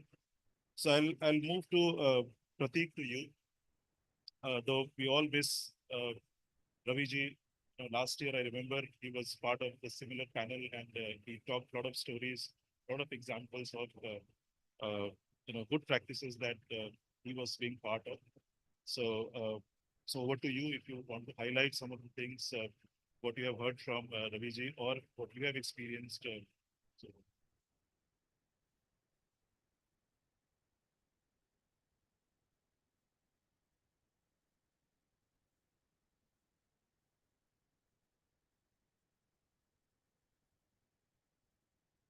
Yeah, thank you so much for that context. Really helps me structure what I'm gonna speak right now. So yeah, talking about best practices, and as we have just come across that there's a pressing need for good research to be done there to get good evidence, and essentially streamline it into some kind of policy which could be presented in front of the right people to essentially make that change uh, impact a larger number of people in general. Uh, uh, and on of taking some of the linkages from the first discussion about the need of a caregiver, I would like to hence structure my speech in in that direction itself. Uh, when we talk of best practices, essentially what we want to do is we want to fight a common enemy, that is cancer. Essentially, ways in which we can go about and make accessibility of information more widespread, maybe more convenient, maybe for the patients. Yeah, we're still at a stage where accessibility is a major concern. Convenience might come later, but yeah, that is something which we're all trying, trying to achieve, and will try to achieve over a period of time. Some of the things that I have taken from that about best practices is it's more on emotional side. I would say it's more on a counseling side rather than the system side. Of course, there are things that are there on the systems and processes. There are several government grants which are there for patients, which we are not even aware of. Honestly, there's not any particular website where we have a list of all those schemes, all those all those grants which we can access as patients or as caregivers, in fact, for our patients.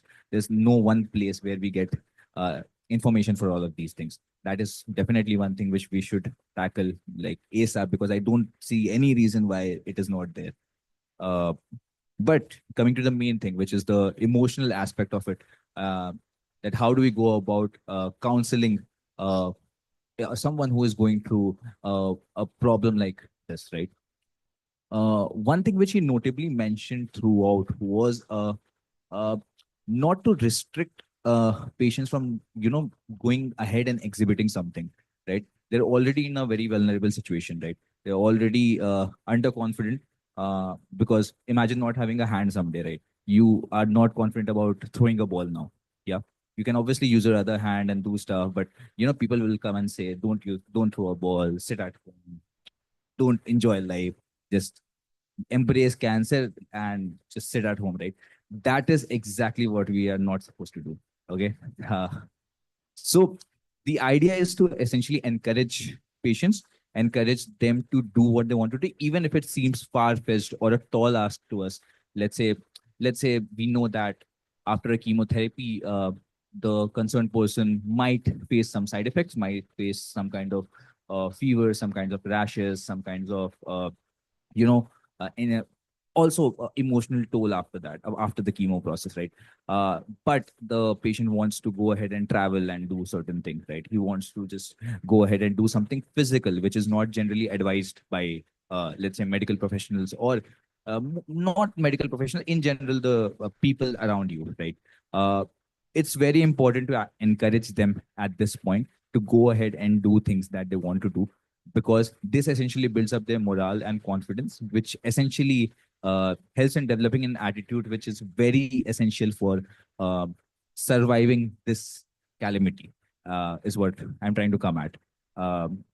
It's more of a mindset game, as what I could gauge from the overall journey of my dad, because uh, there were points when I have seen that he was too low, and his mindset, due to his mindset, he was able to pull him off. And I think a lot of it comes because he was able to do things that he wanted to do.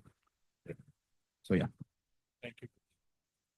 You brought out that issue of emotional support, and I think as an individual, Raviji has, I think, was somebody who was approachable for many through his social media handles, and I think thousands of people, I think, who would have spoken directly in this journey. That leaves a very important point, that while we talk about navigation, reaching the right center factors, I think emotional support is also very, very critical, and that is not to be forgotten in sense. So now I will move to Rasika. If you shared about, and we just heard that you are part of now representing India in some of the global research platform, which is a kind of a very encouraging news, that I think you were part of the Lung Connect from this platform. You got connected, and good to see that you will be contributing. But you also wanted to talk about the buddy program, right? Which I think which has just been initiated, but I'm sure next year when we meet, a buddy program could be a program where maybe out of these three people, on the panel, they may invite Indian contingent to talk about the buddy program. So can you talk a little bit about buddy program and what it promises for patients? Yeah, sure. To the first point, I just quickly want to brush up on that about, innovative knowledge sharing and building this research environment. And because Belinda has already mentioned it, I will not take much time. But then talking about the project that Longevity started, it was actually training patients how to conduct research. And I think that was the best thing that could happen to me as a patient, because as a patient you definitely want to be in that research space, but you don't know how. And Longevity actually just did that. They made us attend these research meetings where there were a lot of jargons and we couldn't understand a lot of them initially. But then later on, as we went ahead in time, they made sure that everything is made simplified to us, and how can a patient understand about all this research aspect. So I think that says a lot about how we can build a research environment. And coming to the buddy program, and to that point, I want to make sure that I am acknowledging the audience here. So I'm very much aware that we have a lot of patients and caregivers who are more comfortable in Hindi. So I may switch in between English and Hindi. So I'll try to be as understandable to everyone as possible. So ये जो बड़ी programme है, इसके पीछे की motivation ये है कि मैं जब लंग कैंसर जस्ट डायग्नोस हुआ था, जब जस्ट पेशेंट बने हो और ढूंढ रहे हो कि क्या क्या है बाहर, कि कौन मदद कर सकता है, तो गूगल पे सर्च करके ये सब ढूंढ के एक ऑर्गेनाइजेशन के बारे में पता चला जो इंटरनेशनल है, और वहां से कोई एक इंडियन पर्सन का कांटेक्ट मिला जो मुझे बात करके जो मेरे एज का है, जो मुझे ये सारी ट्रीटमेंट के थ्रू लेके जा रहा है कि हाँ ठीक है, होता है ये सब, जो जो हमें बात करनी होती है नॉर्मली किसी के साथ। बट सरप्राइजिंग बात यह है कि मुझे ये इंसान ढूंढने के लिए किसी इंटरनेशनल प्लेटफॉर्म की जरूरत पड़ी, जो बहुत मतलब सुनने में गलत लगता है कि वो इंसान भी इंडियन है, मैं भी इंडियन हूँ, लेकिन एक इंटरनेशनल प्लेटफॉर्म हमें जोड़ रहा है। तो वो मोटिवेशन है कि आई एम श्योर हर किसी को वो एक इंसान की जरूरत होती है कि बस हम कुछ भी सवाल पूछे उसका जवाब मिल जाए। और हम जानते हैं कि हमारे डॉक्टर्स के पास उतना टाइम नहीं है। तो this is the concept of buddy program, and for the international panels, I'll just briefly summarize what I said. So when I got diagnosed with lung cancer, I was struggling to find that one person who I could talk to, just anything. And then there was an international platform which helped me find that person, which was surprising because that person was Indian and even I was Indian, but an international platform facilitating that. So that is the motivation behind this buddy program. And at Lung Connect, we are now trying to build this whole system. Well, we'll provide one-on-one support to everyone, whoever is looking for what. There will be, this is of course just started, but the motivation is that we'll try to match the pairs as much as possible. So say a young person will be in contact with a young person, a female will be in contact with female, whichever ways we want it to happen. And I can just say much more about it because I truly wanted this kind of a help when I was going through treatment, and I can see that a lot of patients do want it. And not just patients, caregivers too want it. So we're trying to build this for both patients and caregivers. And yes, as Prabhatji said, we hope that next year we'll be presenting much more merits about this program, and hopefully we'll get to share this internationally as well. Thank you so much. Thank you for sharing this. A lot of good wishes as you enter into this very innovative, very new program, and people should get to know about their body. They should get to connect with other patients and live that experience. Now, this brings me to Jayashriji, to you. I think we have talked a lot about treatment, navigation, but we have not talked as of now on prevention. We don't want this burden to increase and increase so that it becomes really difficult to manage. Now, Jayashriji, you have some examples to share back from UK that how you are tackling some of these issues through your advocacy effort, from policy shaping effort to prevent lung disease back in UK. So if you can share some examples. Thank you. So we've been talking about evidence-based practice. That I work in public health and we follow evidence-based. The focus is more on data and information from the ground, and we bring along all the organizations together, and then we plan the campaign and we implement. Also, so for example, we have tailor-made stop smoking services for people who want to quit smoking. There are different campaigns on how indoor pollution can create lung issue or can create issues. But, there is an NHS long-term plan which talks about the reduction of air pollution.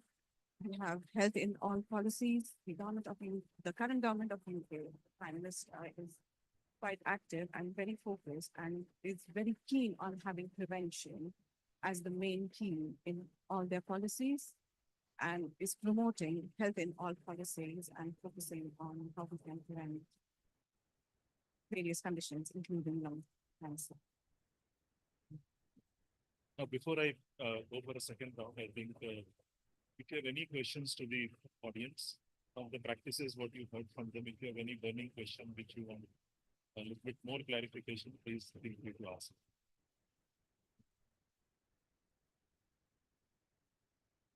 Or they have made it very clear.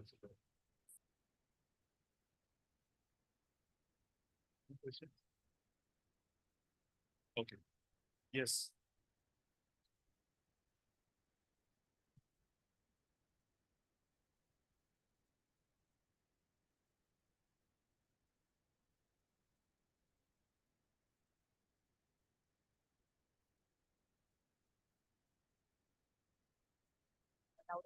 If you can repeat because the audio is not. Sure. I was interested to know how your buddy program is going to operate in terms of implementation. Is it going to be like, we just heard from the previous panel and one of the survivors and victors that language is a key issue, of course. So are you going to be connecting, like, and how are you going to be connecting people, or like, and who's going to be doing this? Yeah, so a lot of questions, but I'll try to cover them as much as possible. So first, as you said about language, and that was the key aspect that we considered. And we know that India is such a diverse country. But fortunately, Lung Connect is also very diverse. And even right now, you can say that we have like almost 10 different languages, people from 10 different languages in Lung Connect team. So that is a very fortunate thing. And we kind of try to bridge that and bring those voices in the buddy program. So the concept is that we will train the buddies, the person who will be mentoring the patient, the newly diagnosed patient. So the training will be basically just to make sure that we don't cross the line, and so that the buddy is also comfortable in doing that. And the concept is that we'll have online, of course, a QR code that will be shared. And you can see this calendar tabletop right now, which has a QR code. So that will be shared across hospitals, social care workers, and all the sites, where whenever a patient comes, they'll be directed to this program. And if they're interested, they can either sign up to ask that they need support from a buddy, or they can sign up to become a buddy to somebody, because they can be in any phase. And then depending on the requests that we get, we be sorting the data and then assign them. So the survey that we have that is associated with this QR code actually asks for questions like, what type of a person you want? Do you want it to be like, if you are a female, do you want a female? Do you want language specific? Do you want, we all know that though we don't want it to happen, but caste is still a thing in India, religion is still a thing in India. So we want to make sure that it is as personalized as possible. So we have all those questions in the survey, and then we make sure that we match the person with the buddy that they requested. And then from there onwards, we'll have the support, the duration of support will be decided based on what kind of need is required. And then from there onwards, we'll start supporting the patient one-on-one. It can be through call, video, Zoom meeting, or if the person are both from just one city, then it can also be physically. Everything depends on what is the need. And again, as I mentioned, the buddies will be trained. So we right now have 3 trained buddies with us, and I can very much direct patients to them right now.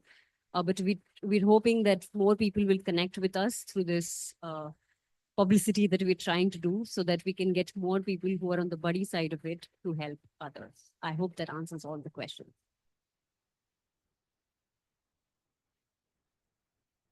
There's one population in the QR code system that you're going to miss is the patients, the kind of volume and the patients which come, they do not have access to such technology. So I think you may, after being successful, maybe in the next year, you may think about doing something for those kinds of people in this system.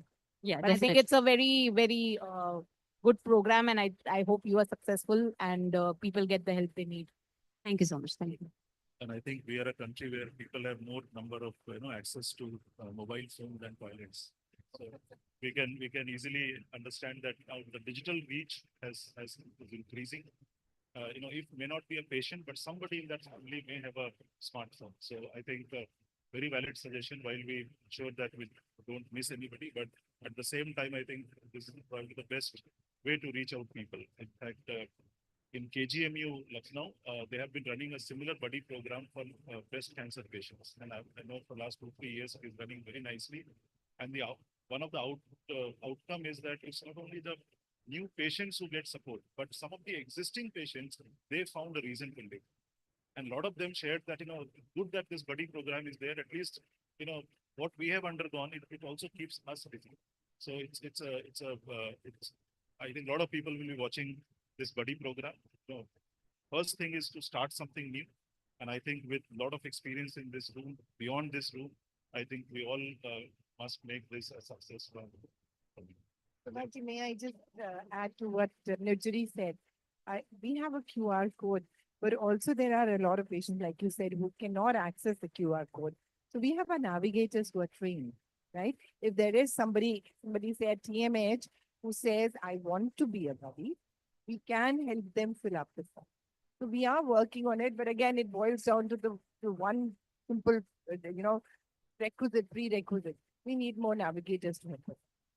Sure. So if there is any more question in the room, if not, then I will put one question to all of you before we close this is, see, lung cancer, there has been a lot of development that has happened in last 1 decade, right? But at the same time, lot to be done, as many of you pointed. Now, let's say, before we wrap up, as a closing comment, next 10 years, what you foresee? What are some of the changes, what we should expect for lung cancer patients in India, in region, globally? What are those one or two critical things that you foresee in your respective domain where you are working that you want to see or you foresee? So I'll first start from Jayashree ji, from you.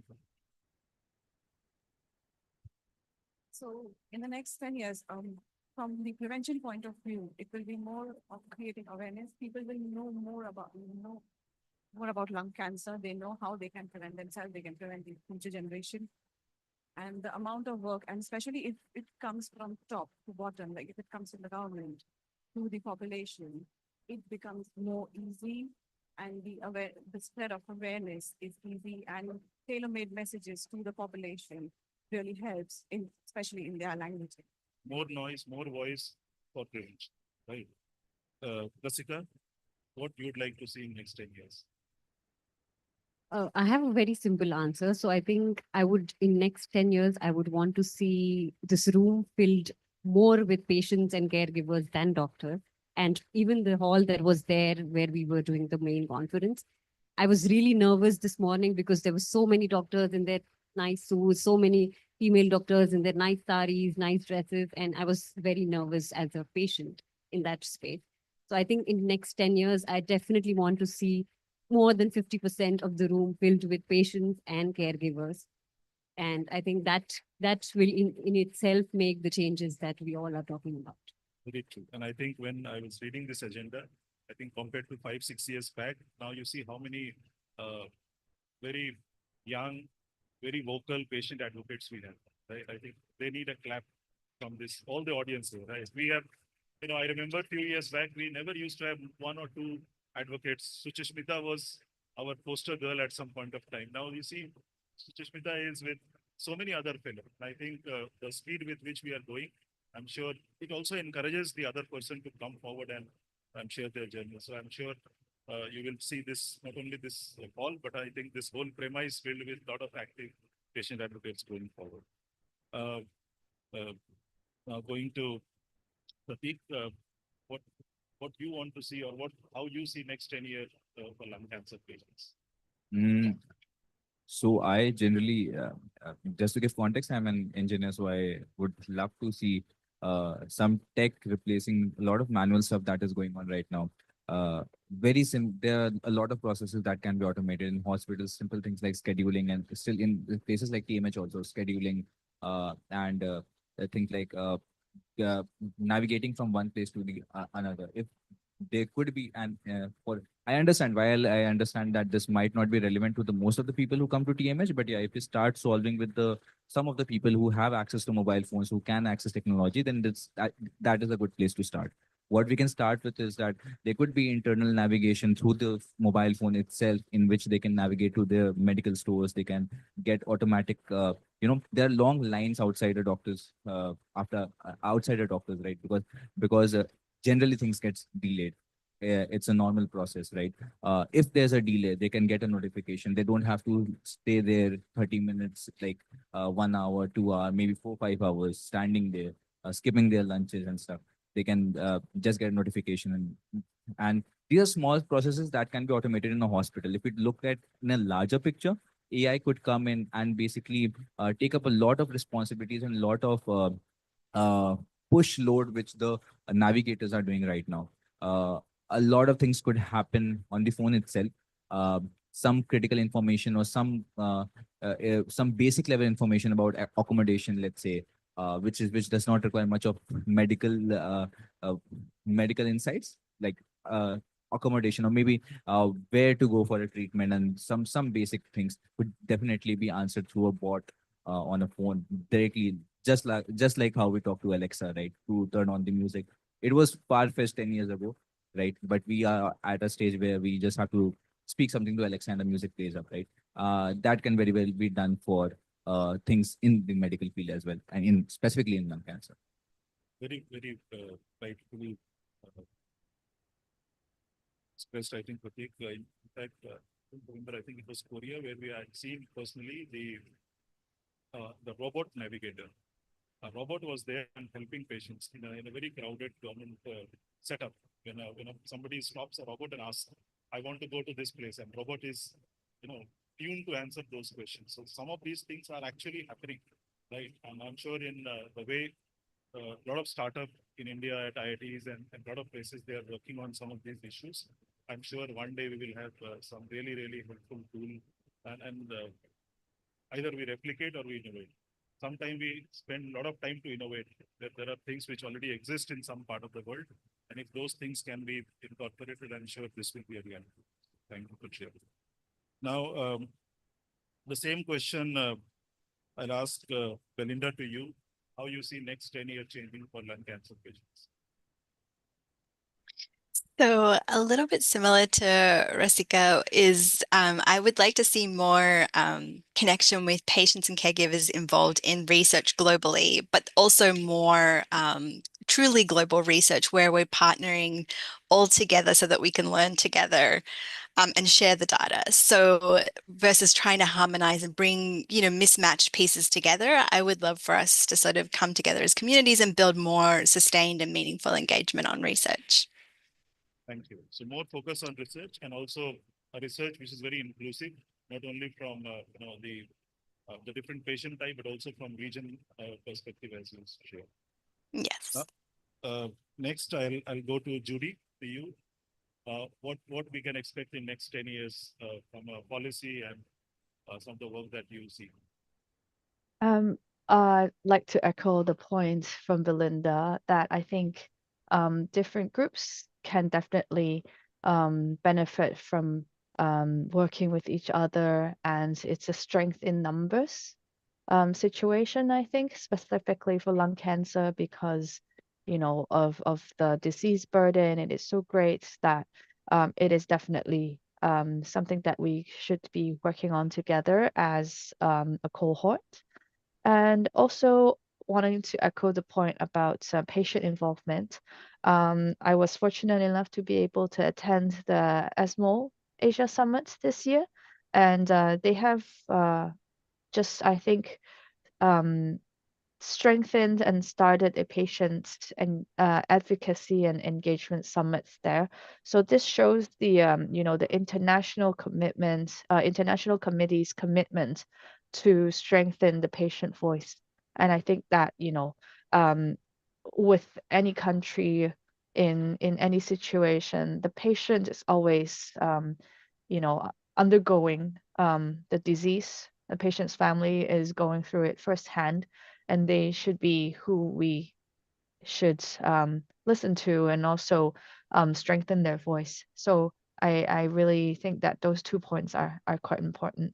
And also maybe to add, I think strengthening the pathways of referral as well as diagnostics can really help patients get to what they really need. So I think, maybe in the next years, we can start working, well, we can work on these pathways and to help patients get to what they really need in the future. Thank you. Thank you. Meryl, to you. Yes. Well, if you are looking at the evolving field of lung cancer, that is getting very, very fast, more complex, but also more personalized for patients. I think the time is now for patients and patient advocates to change the narrative, because I think patients need to be informed about their their options. Patients need to be more engaged and more empowered in their own because it's their health. And if we're looking at, well, if you're looking at it negatively, is that the disparities are growing with the precision medicine because it's with the complexity and the financial burden. And there is our job, so that every patient gets the right treatment and the right care throughout their journey. So that should be our job for the next 100 years, I hope. Thank you. Thank you. So I think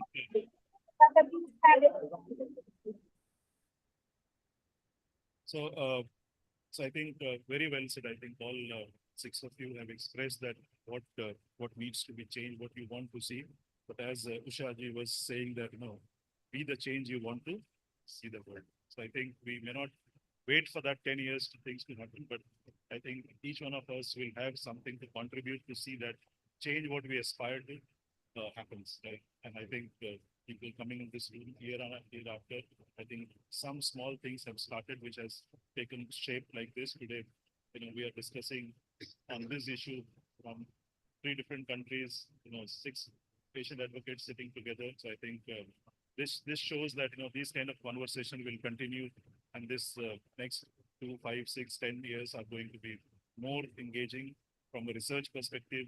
And I think again, if I want to summarize it, I think a lot has been talked about the power of evidence, power of research which is inclusive of patients' voices. And I think that will give a lot of evidence for a person like Judy to come up with a policy paper which truly talks about what need patients and caregivers are. And once you have a very strong report based on the evidence, I think this will ensure, or this will help to do that advocacy. So the policy that you want to change on this, not only in India, but I think across the region of the globe. So with this, I think it's 7:19. So give it back to Sanjay. Thank you all of you for asking questions and listening to these 6 wonderful panelists. So thank you all 6 of you. And despite all the time differences, thank you so much, Judy, Belinda, and Meryl for joining and making it possible. Thank you so much from all of us sitting in this room. Thank you. Thank you. Thanks very much. Thank you.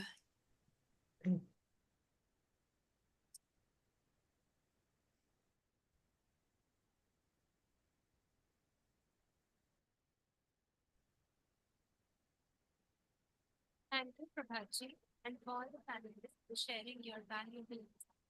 Moving on, we have our final panel discussion for the evening. Access to equitable and comprehensive treatment and care. We will brainstorm the challenges at various levels: patient, physician, service provider, NGO, and policy makers, and list down the possible solutions for the near future. This session aims to identify actionable steps that can be taken to ensure equitable access to treatment and care for all. So for this session, I would like to, the session chair is Viji Venkatesh ma'am. I would like to invite you to chair this session. And I'd like to invite the moderator of this session, Vandana Mahajan ma'am, who is a lead counselor at Lung Connect India Foundation. Ma'am, over to you.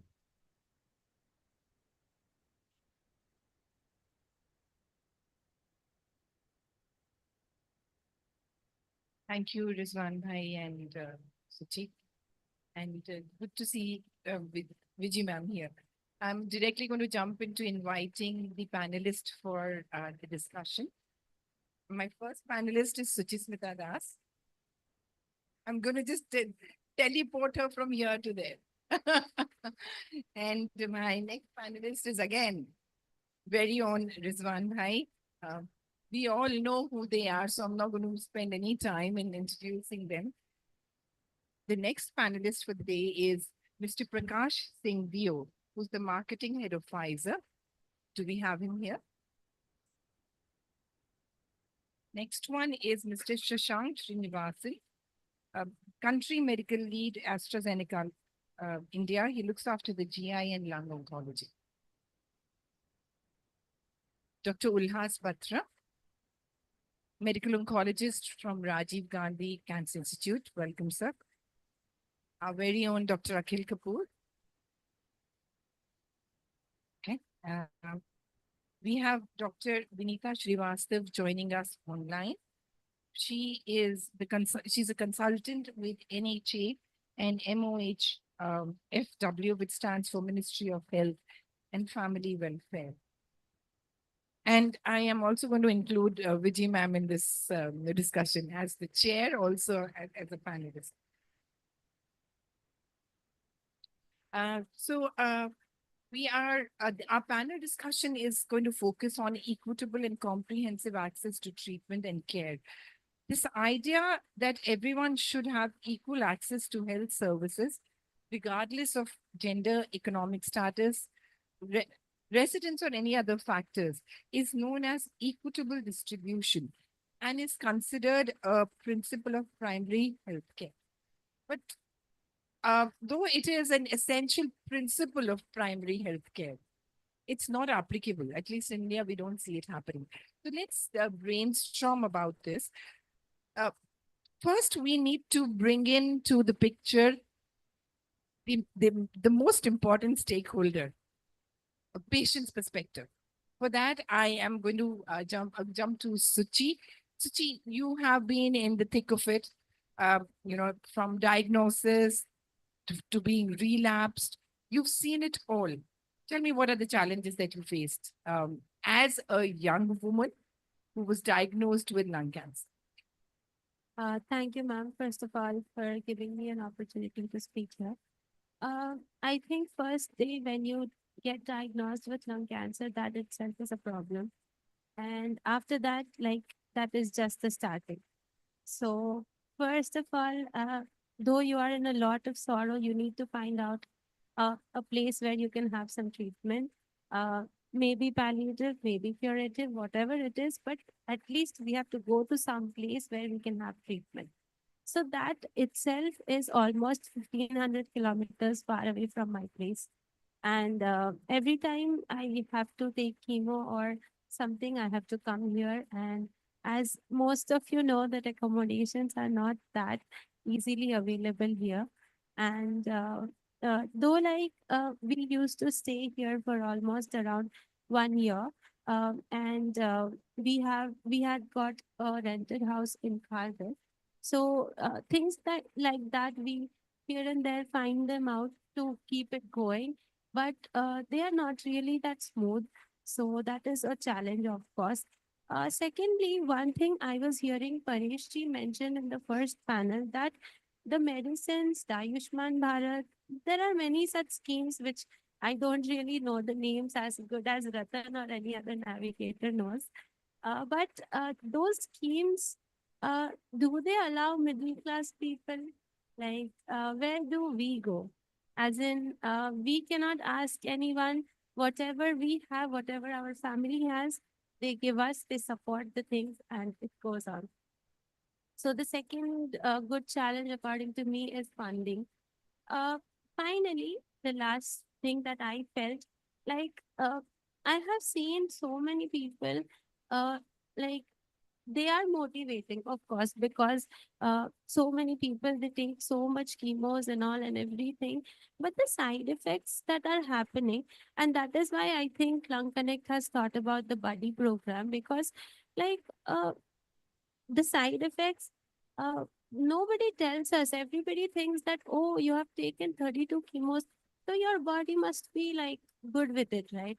But that good with it never happens, ma'am. Like last time, till the last day, you get side effects. And yeah, that is what I felt. Yeah, I think others can mention more. Thank you, Suchi. So what she's highlighted is number one, out-of-pocket expenditure. We don't talk about it. Another thing, I think another point that she's highlighted is we have the people who are financially vulnerable. They can reach out to the various schemes available. What happens to the middle class? They are left are high and dry. So we have ECHS for the servicemen, we have CGHS for the central government employees. What about the others? So I think we need to talk about this. Another important stakeholder in this is the caregiver. Rizwan Bhai. Rizwan Bhai is going to tell us about the challenges he faced. His wife Sana has stage 4 non-small cell and she has ROS positive mutation. Thank you so much for the opportunity. Yes, I would like to, I tell caregiver as a honor of the disease. I term that name because I'm doing a job in a private sector and I live in a nuclear family. So I'm the only person who is there for her. I have to do the job, even I'm doing business and I have to spare some time for her treatment. And you know, the lung cancer treatment, it required a lot of time. For every 3 months or every 2 months, you have to come for follow-up. I have to come from Bhatinda to Mumbai, 1500 kilometer away, just for simple follow-up. And it took 6 to 7 days. And also I have 9-year-old son, and I don't know how to manage their study and all during all this whole journey. So this is the big challenge I'm literally facing, because earlier we had a nuclear family in which there are people available for you for this kind of support, but now no one is there to support you. So you have to do all sort of things. And regarding employer point of view, initially, definitely you get some empathy, some support. I was fortunate that I got a good support from my employer, but through Lung Connect, I connected with many caregiver like me, and they are facing a lot of problem in getting the leave on time. Their job get impacted, their promotions get impacted due to, and of course their performance, even my performance get impacted due to this all. And when my wife got diagnosed, and I was literally clueless what to do, and I the emotional well-beings of mine, that was got impacted. I used to call all the people that caregivers should also get emotional support. Uh, I used to do this Lung Connect activity because I got a good support from our fellow caregivers. I used to talk to them. Whenever they reply me that I feel very happy after talking to you, my all problem got solved. It really gave me immense pleasure, and it gave me the boost to just fight with this all sort of problem I'm facing. So another thing is the cost of medicine. Even though I'm getting a very good salary, but it is not enough for me to just buy a medicine like crizotinib and all. So I was happy that I got a medicine, and during initial treatment, she didn't need to take chemo and all, and she will get a medicine. The moment I came to know the price, I was like, per month. I saw the whole package you are talking about the price. And there is no one, because who is going to support the middle class? For upper class, they have the money, at least they have the resources with them. For the lower class, the lower class, they don't have much inspiration. They don't just go with the flow. If whatever it is accessible with that is resources, that with that money, they will go with that. But the middle class like us, they have all the ambition. That I will do anything for my wife, but how to get the money? So my point is that the cost of medicine, the primary purpose of medicine is to cure. And somehow we are lacking, because medicine is available, but due to the accessibility, the people are not using that medicine. They are forced to go through the alternate medicine like chemo and all. So that's all. Thank you, Rizwan Bhai, for sharing your experience. I'm sure a lot of people here connect with you. Again, the points raised by him are financial toxicity. He talks about time toxicity, which even Suchi Smita has spoken about. So now I'm going to jump to the farmer, because this is where their role is very, very important. Mr. Prakash Singh. Request you, don't spare them. No, I'm not. That's why I'm jumping into to them. Absolutely. So, what is Pfizer? My question is very simple. You heard Suchi, you heard Rizwan Bhai. The medicines are way too expensive. What is Pfizer doing to improve equitable access to innovative medicine? First of all, thank you, and it's an honor to be here. I've been working in the industry for the past 15 years, and I've been a caregiver for the last 14 years. I understand the journey on the pharma side, but I have very closely seen the journey from the caregiver side as well, first-hand experience, and I must admit it's very difficult. As an organization, it is our duty, and as a research-driven organization, it is our duty to bring the drugs in the country, ensure that India is in the first wave of the countries where the drugs get approved, ensure that the clinical trials are conducted in India so that our patients, our physicians would have the first access to the drug. And that's what I believe as an organization is our first duty. And Pfizer is very heavily presently invested in India. We try to bring medicines as quickly as possible. There is definitely an element associated with access to medicine. We try our best in ensuring that India gets the price that it gets, but I know at times it becomes a little out of reach. When this happened within our family, there were 4 working people pooling our resources to get medicines that we need. So I understand. But there are challenges on the pricing front as well. So that those remain. But getting drugs quicker in the country, ensuring that people who would want access to the drugs at least are given an option as quickly as possible. And also partner with many foundations, ensuring that patients are navigated. We were speaking about navigation a little while earlier. Pfizer also helped support such 14 help desks with in collaboration with Doctors for You across the country to ensure that patients are navigated, they get the place they would want. Of course, there is a whole CSR piece to it, which we collaborate in the Northeast and with other organizations to ensure that care is provided. But I think first and foremost, the duty is to ensure that the drugs are made available in India. And we are taking very positive and big steps in that.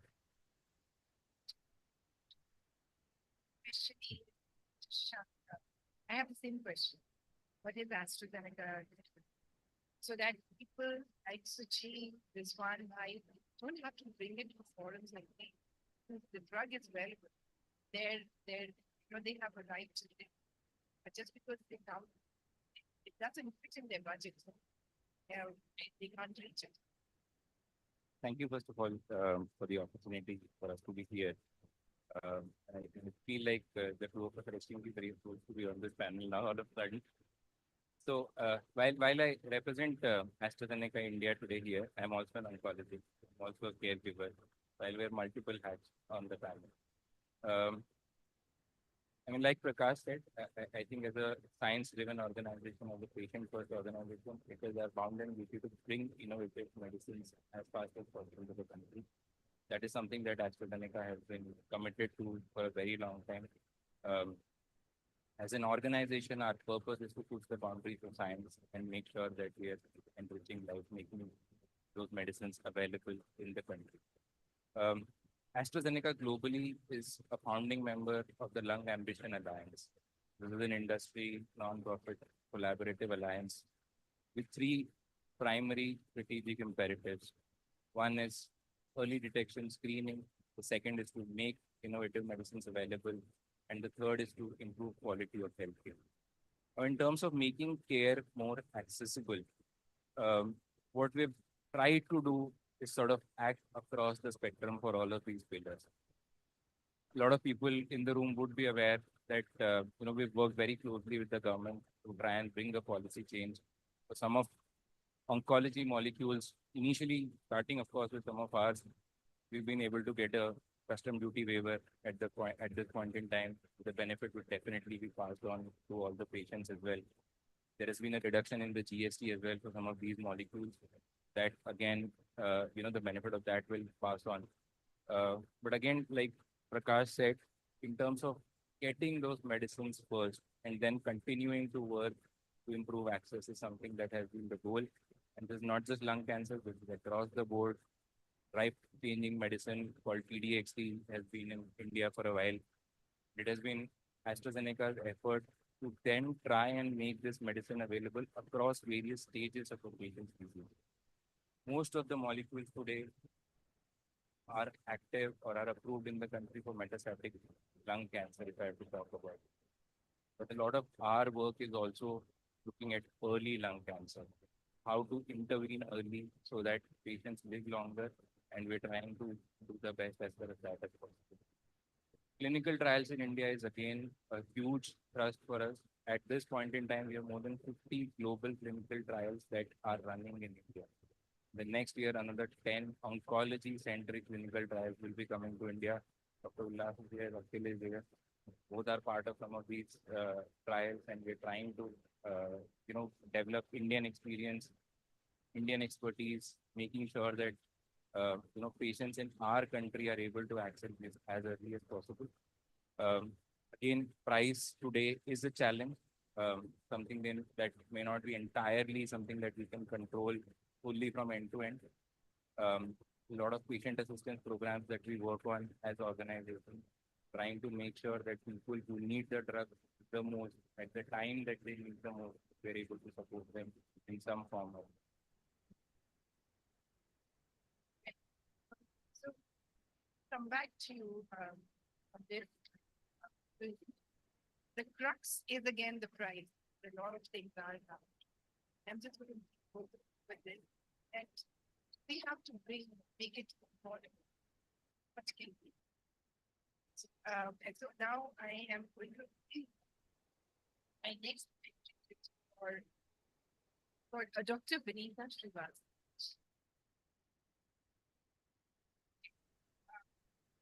You heard Suchi and Rizwan Bhai. Suchi is the patient who's been a patient, and Rizwan Bhai's wife is an active patient and still under treatment. So they both spoke about the Ayushman Bharat Yojana. It is a brilliant initiative by the government. It is trying to bridge the gap and make medicine accessible.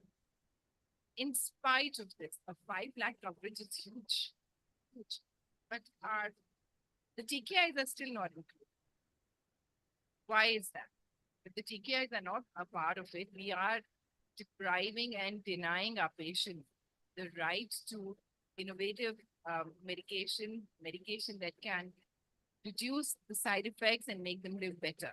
So what can the government do, and what would you like to say about this to enable that our patients have a fair chance at, getting the TKIs?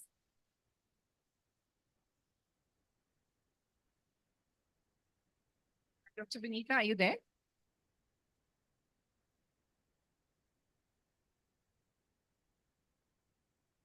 Yeah, I'm there. Thank you so much. And while I was listening, I mean, it is really difficult to, listen also. I mean, when I was hearing Mr. Rizwan and the NGO's partners which were talking about, it's really, very difficult to digest that people are not able to aware the medicines which are required. I mean, yes, Ayushman Bharat has done a lot of good things and we can take care of the people patients, but what about the middle class, which is very important. Now here the patient advocacy group can do a good job, which I feel it's very important that they can do a better job, because now it's a time when we should advocate with the government that it's a time where we have to have a good tertiary care center. Like I was hearing this one that he has to, from Bhatinda, he has to come to Bombay for follow-ups and all. Why? So now we need to have a center of competence over everywhere, which is very important, where the person can, from the government side, can avail the services, which is very important. And my only concern which comes here is, like, if we talk about center of competence where we can get these facilities, I mean, we started a little bit recently with the center of competence in many states, but that is not meant for. But we really want that these centers should be availing the services. They should give these services which is required for these patients. And because to and fro is a very difficult job for any patient going. I mean, it's very difficult. I mean, which any patient can understand. The patient's family has to suffer a lot. And my only concern is about rehabilitation is one thing where I was finding that after chemo, I was hearing one of our NGO partner was talking, the lady. She's saying, so why not about the rehabilitation centers, which are very important? And that should be from the Ministry of Ayush, which is very important. I had just came across, I mean, just going through one of the incidents where Navjot Sidhu was saying that Ayurveda medicine has done a lot. and which makes a lot of difference to the people's life. So now the time is that these two services have to be merged. They have to be merged together, and the center of competence are very much needed, where the government has to provide the facilities, which is not expensive at all. Where the government can take up, like NHS, we are taking it up. NHS has done a great thing. At NHS, when we talk about UK, the services available. So similarly in India, we are trying to do that, and NHA is meant for only for BPS, but for now above 70 years old, they are also getting the benefits. But what about the middle class, which is very important? And while hearing it, I mean, some advocacy can be done. It's not very difficult to say it will not be done. It can be taken up. The time is to hang up with the government, to give them an insight. Like such workshops give them insight. I mean, this was a good insight to me as well. So now the time that the government should be sensitized, and if we sensitize only one state government also, then we can replicate it. So we have to see the incidence of where we have much of the incidence. Though it is across the India, I know that. But some of the states might be having a much higher incidence where we can start with the services, where the state can be advocated, and finally it can be taken up. But the tertiary care needs to be strengthened for this. And I am very strongly supporting that tertiary care are very important, and every state need to have such facilities. The patient doesn't have to run to and fro for all these concerns. So their mental trauma has to be stopped, because this is a mental trauma. I mean, the entire patient's family is suffering. It's not only one person. It's the entire family, the children, the husband or the wife or whosoever it is. That is one concern which can be taken up. And center of competence is one of the thing where we can have both the facilities like Ayurveda facilities also, and as well as with the allopathic facility. I mean, so both traditional medicine and the medicine part has to be taken up, and this will be helpful. And I personally believe, I mean, currently the government is very inclined towards it. So they will definitely take it up. Now the roadmap has to be drawn up. I mean, what roadmap is very important that you draw a roadmap. What exactly you need it. See, we can give one prospect. Now the government also takes up that they want to sit on the other side of the table and listen what exactly the people want. So now my main stakeholders with the government is very important, and please make sure that in every state you are holding such workshops with the state governments itself, where they need to be sensitized equally. Then only things will be taken up. Like Rajiv Gandhi Institute we have in Delhi, we should have such institutes in every state, which is very important. And we see the current scenario, the incidents are growing high. So this is important. That's my suggestion. Thank you so much. Dr. Anita, you spoke about drawing out a roadmap. The roadmap can be drawn when stakeholders are invited to, plan out a roadmap. So, how does the government ensure that the patient voice is also heard? Because a lot of times we do raise our voices through advocacy, through various social media forums, but it doesn't reach the government. Roadmap is very important. See, today's workshop can give up a roadmap. I remember when we started with the sickle cell mission, it was a very initial stages. It was not even known that the sickle cell mission will come up. And with the roadmap at that time, and I remember that some of the groups people sat together and designed the roadmap for that. And somehow it came up. So now this is the time when you guys are already together. We need to design a roadmap for this, and it should be presented to the government as soon as possible. That is one thing. And where we have, see, most of the states are very much inclined towards this. So if you say, take up UP, they are very inclined towards these things. If you take up Maharashtra, they are very inclined to, because I have seen these services over there. So you can take it up. The roadmap is important. We need to have some good presentations, roadmaps to the government of India as well as to the state government. State governments, why I'm saying that, because if you pursue with the state governments, it can be replicated in the other states. One state, and then it can be replicated. And it will not take much time. I mean, it generally takes 3 to 4 years. Yes, 3 to 4 years it will be, but not before that. But at least it will be a great help to people. That's a concern. Thank you. that's a great input. I think as an advocacy organization, we would take this up. I'm going to come to you, Dr. Bachchan. As a medical oncologist who works who works with patients across the strata, in your opinion, how can the healthcare system be more equitable? This is again from a medical oncologist perspective. And how can we bridge the gap between urban and rural healthcare? You see it all the time being in Delhi. What can we do?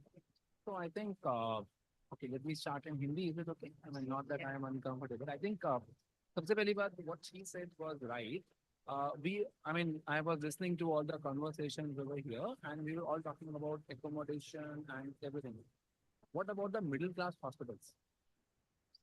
So, you know, I saw what then I said, कोई ना कोई, I was actually hoping Vanita doesn't ask me a question, कि तुम राजीव गांधी में क्या करते हो?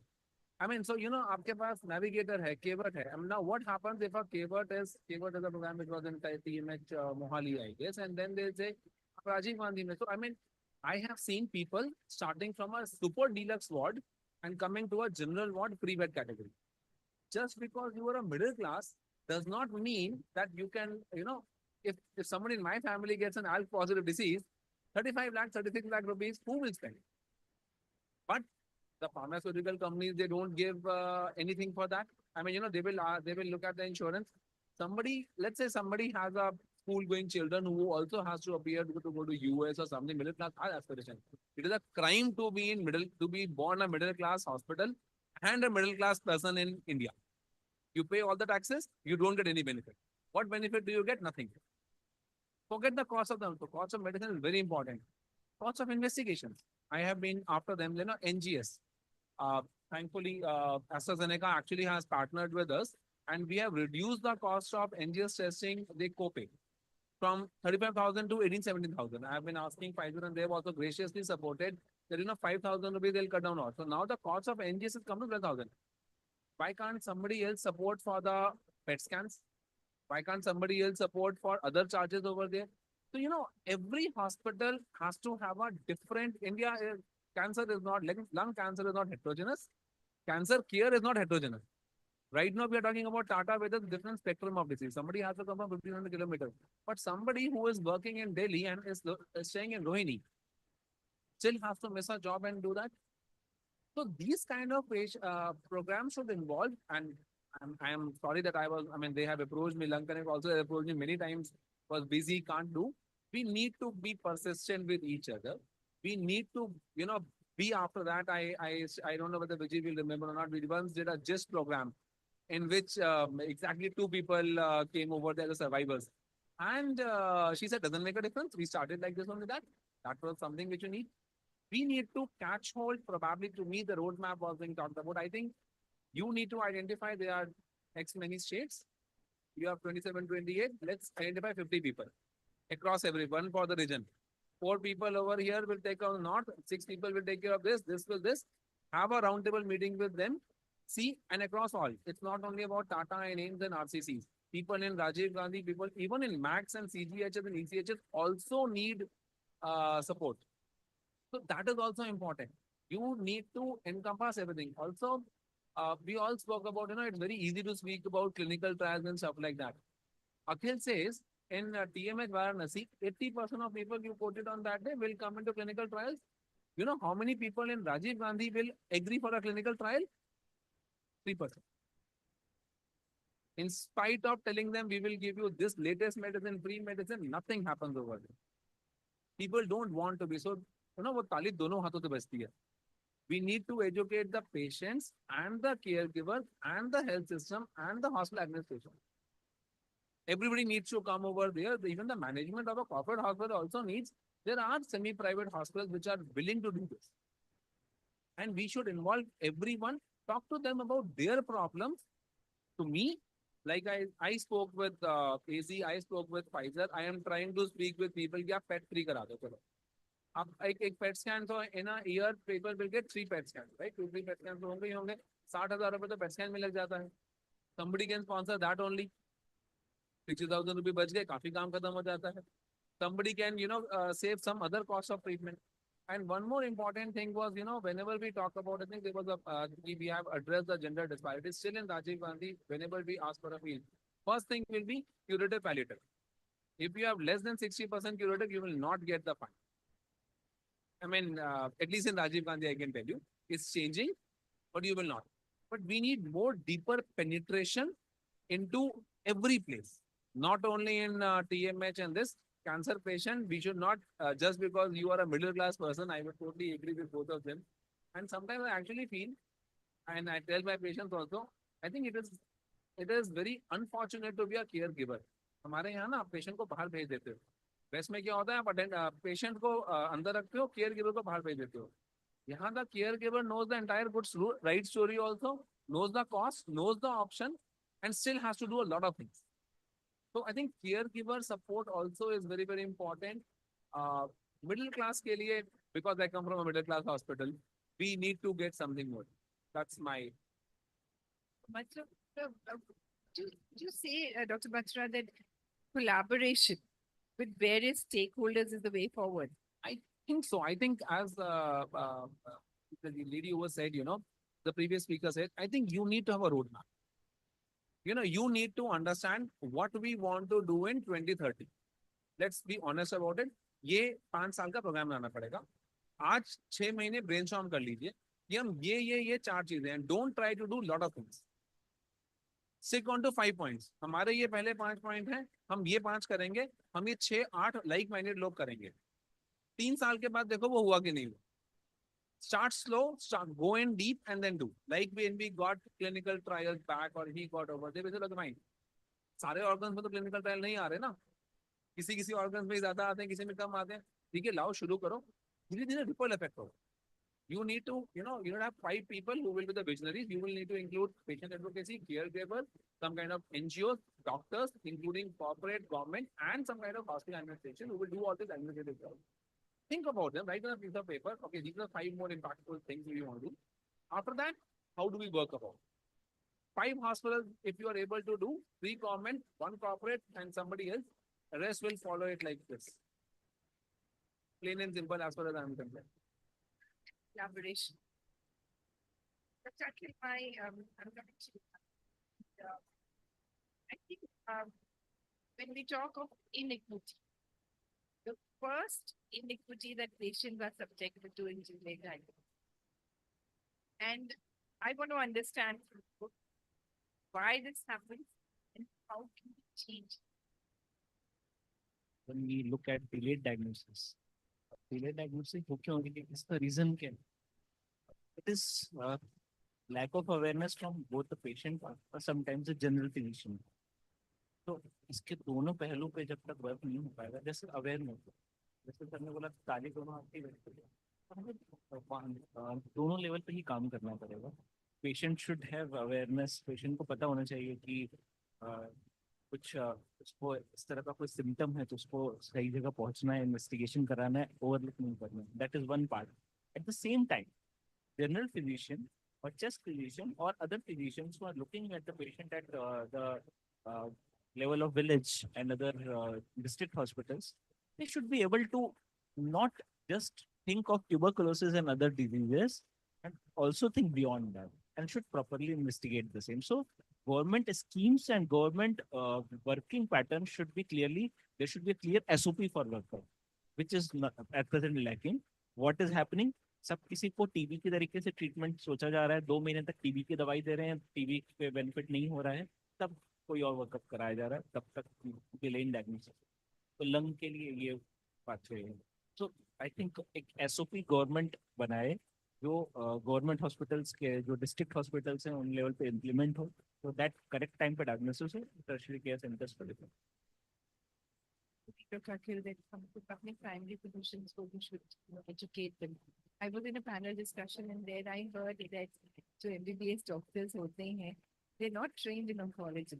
So can we, I mean, would you suggest that we start from there? Because उनका जो purview होता है वो TB, asthma, allergy. वो उसके beyond सोच ही नहीं सकते. So maybe a change in the curriculum is also one way to, bring about equitable access. change in curriculum is definitely useful, but that will take a long time. What can be done immediately is like RNTCP जो receiver control program है उसकी clear cut SOP fix है ये patient आए suspected TB तो ये step करने ही है. That is the SOP which is followed. But अब इसी SOP में ऐसी oncology related diagnosis को भी integrate करना जरूरी है. So it should not be only directed towards tuberculosis. Should be at the same time workup for a non-tuberculosis disease should be also included in that protocol. So that will immediately change the outcome because what is usually taught cannot be directly replicated into the practice. SOPs में जो changes है जैसे RNTSP के अंदर clear cut SOP है कि इसके बाद ये step इसके बाद ये step करना है उसी में integrate किया जाए कि आपका sputum test कराया sputum test negative आया then you have to do something else not directly proceed towards tuberculosis. Now I'm going to come to you, Vijay ma'am. PMJY, Ayushman Bharat, 5 lakh coverage. I mean, there's this big talk about patients being covered under it. You run a huge organization, and in your opinion, when you felt a change when somebody approaches you for funding, has the need for financial support come down because of PMJY? No way. Absolutely no. Yeah. I mean, so this is an Absolutely. indication. Absolutely no. I mean, it's just something that's 1 to 10. What does the patient need? Financially. Patient from wherever. My experience with lung cancer was 48 years ago. My mother-in-law was diagnosed with lung cancer. We knew nothing as a caregiver, nothing. We just brought her home and watched her die. There was nothing. Then some years later, a very close friend of mine, he wrote this book called The Joy of Cancer, Anup Kumar, lung cancer. He survived, I think, 6 years, and he said his diagnosis of lung cancer changed him. Middle class, no money, no nothing, 2 daughters to bring up, but he just lived his disease with this determination that I'm not going to shy away. I'm not going to hide my disease. There's still so much stigma, like you said. Discrimination, stigma at the workplace, in your immediate circle, in your family. And then now we come to Ravi, Vivek's wife. Both of them are not there with us, but these are patients whose voices got amplified. And because of that, we are all here today talking about this. Now, a couple of words which really resonate with me. One is collaboration, roadmap. But before roadmap, blueprint. So Dr. Kumar was just, he said the immaculate lady. Listen, I'm sitting here 23 years ago, one visionary pharma leader stood up and answered a question when he was asked, hey, this is fantastic, your magic bullet. It's going to cost $2,000 and how do you think people are going, how are they going to access it? Drugs are available, but are they accessible? So they say that this gentleman, Dan Vassella, in Bharati, CEO of Novartis at that time, he said, anybody who cannot afford the drug, who doesn't have access to reimbursement, who doesn't have recourse to insurance, we will give the drug. And believe me, today, 23 years later, there are thousands of chronic myeloid leukemia patients living, and just patients, living fabulous lives because of that one thought. And it is not just the farmer's responsibility. It is not just the industry system. There has to be collaboration between industry, the government. Government does a lot, agreed, non-communicable disease. Our government is still struggling with infectious diseases, with infant mortality, with so many things. Yes, but we've been saying that for years and years and years. Somewhere governments also have to show that they can do it. And the non-profit. Look at the non-profit also as not just, jhola khola puri chappal wale. No, we are not that. We can be extremely professional. We can move mountains. Use that, which is what Novartis did. They said they will give the drug at no cost. We never use the word donate. Somebody else bears the cost. It is at no cost to the patient. They said they will do that. They put a non-profit as the face of the program. The Max Foundation came in place where we are running and administering the program. So when I say blueprint roadmap, now there are other companies now that have looked at that work with the foundation, Pfizer for one, Zalcor, over 52 patients in Nepal. I think the drug at no cost, I think almost about 100. There are just a few countries that are doing it. But what I'm trying to say is we make an effort if people come together. We are working now with at least 10 other pharma companies who are donating their drug. Novartis has now started a program for Femara and Kisqali. You can do things. You just have to put your mind to it, go out there. And then I'm listening to Rizwan. You know, the middle class, like it's a curse to be in the middle class. But a program like the Gleevec International Patient Assistance Program gave that really recourse to middle class families. Till the price of imatinib came down, Novartis continued to give the drug to anybody who could not pay. Anybody who could not pay. So if 23 years ago, people could do that, why not today? I keep asking this. Why can we not do the same thing with other diseases? Why not other companies? Why not state governments? Why not more nonprofits? There's so many of us to do this work, so many of us. Why don't we do it?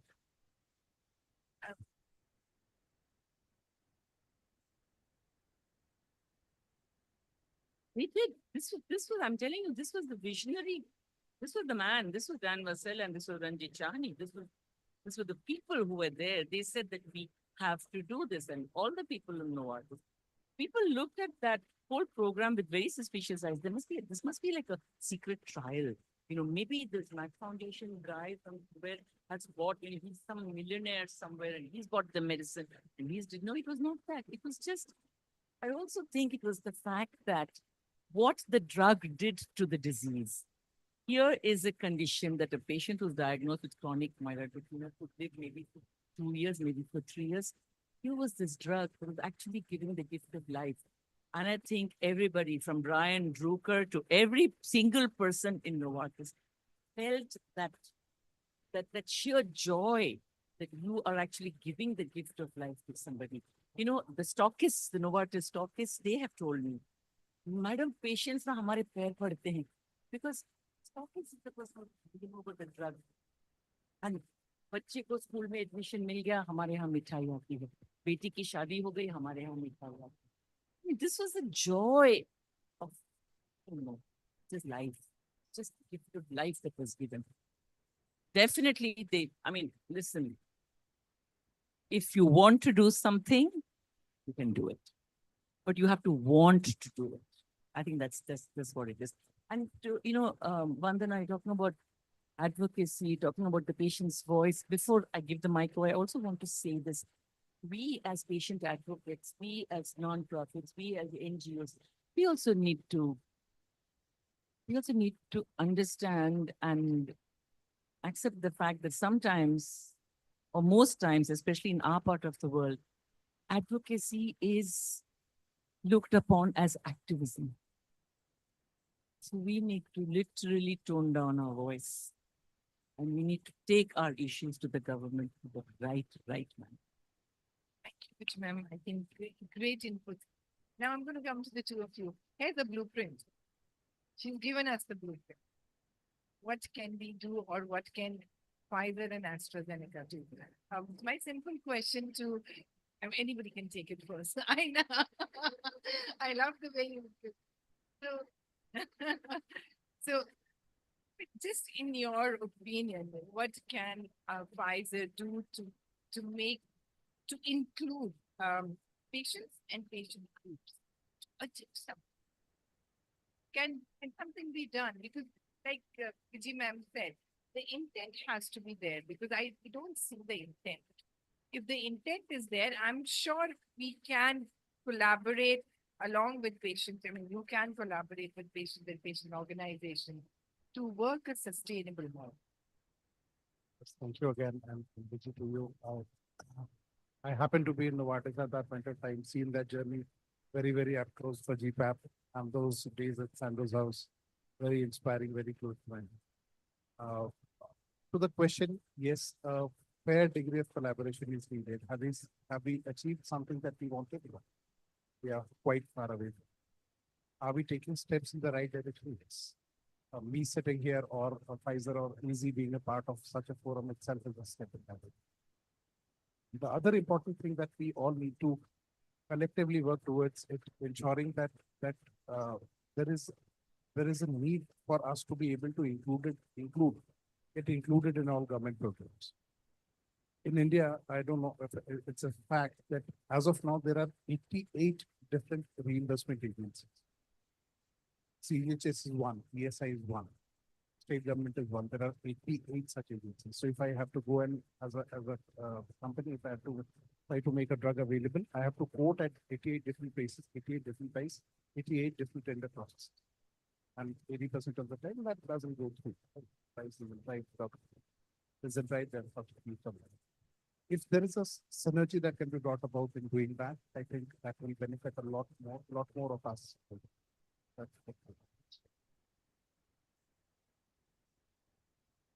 What can you do? So I think, I think you spoke about insurance.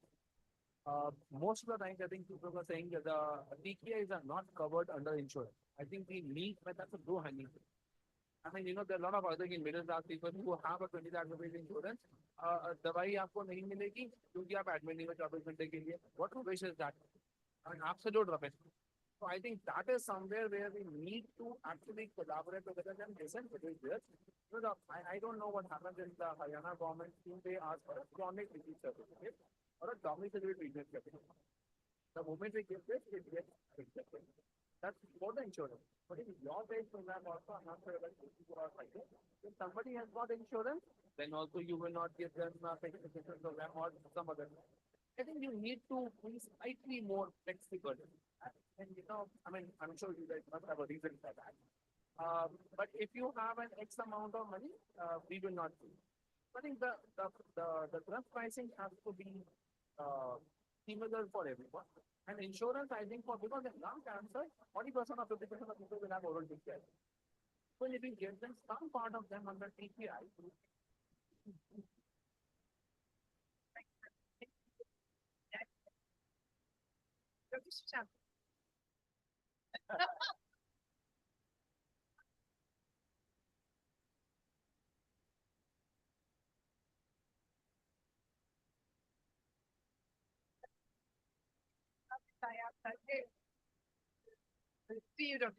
No, I mean, first of all, I think what I said is the fact that we are here, the heart in the right place, the intent is there.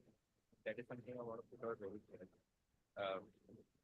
As I used to work with Latin here, and I work with some other life transforming medicine, also much more. And it is like you said, I mean, to be a medical guy, clinician, oncologist, and to see some of experiences that some of our clinicians have had, from the responsible patients have had, is truly moving for what we've been able to, do for our patients.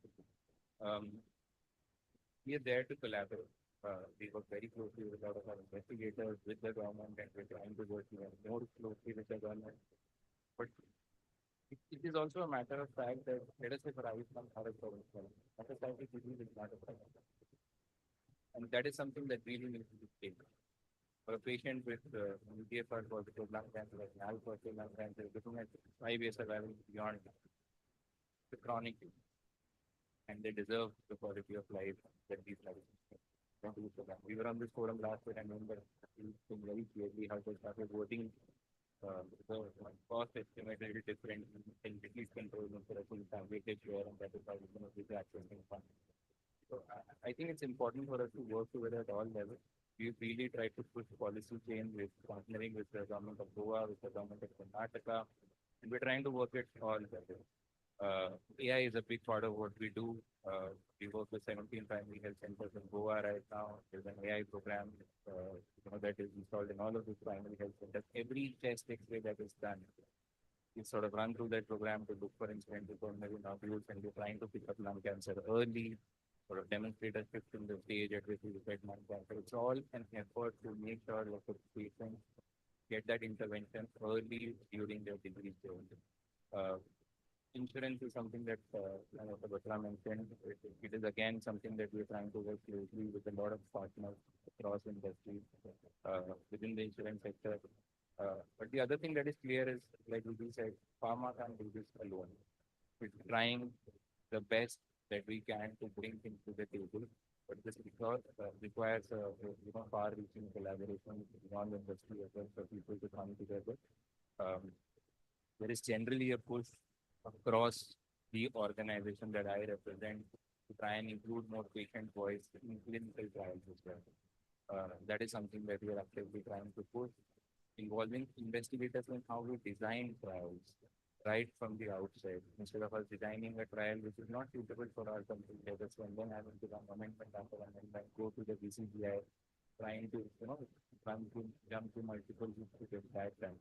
So when we design trials and we conceptualize trials and look for us to bring them to the country, these are some of the investigators that we talk to, does this fit our patient profile?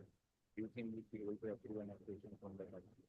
So, I mean, I won't say the buck stops with us, but we're definitely part of the problem, and we're also part of the solution. That is something that we are, committed to delivering for our patient. I hope we can get more solutions from the two of you and the industry that you work in. We've spoken about a lot of things that we attribute to inequitable access to healthcare. But Akhil, I know you feel very strongly about patient advocacy, and as a medical oncologist, what role does advocacy play in bridging this gap?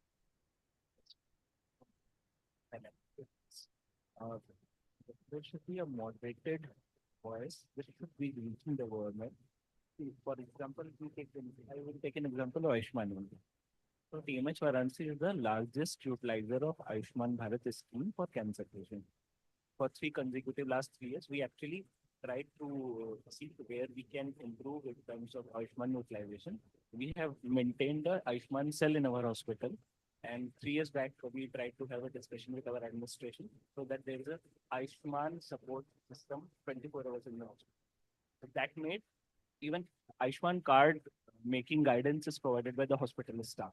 So we started that because if a scheme is available, but around 50% patients who are eligible for that, forget about non-eligible patients. Those who are eligible are also not able to get Ayushman card. So we pressurized the government. We talked with UP government and then we made this so that our patients can be Ayushman utilized. So that was one of the steps which we could do through various methods. Second step, there is a scheme called Gambhir Rog Yojana, which is already a subsidiary project of Ayushman, in which Ayushman capping can be increased from 5 lakh to 15 lakhs. So that is a very beneficial scheme for the cancer patients because 15 lakhs a year will be a very good amount of money. For that, we have worked very heavily.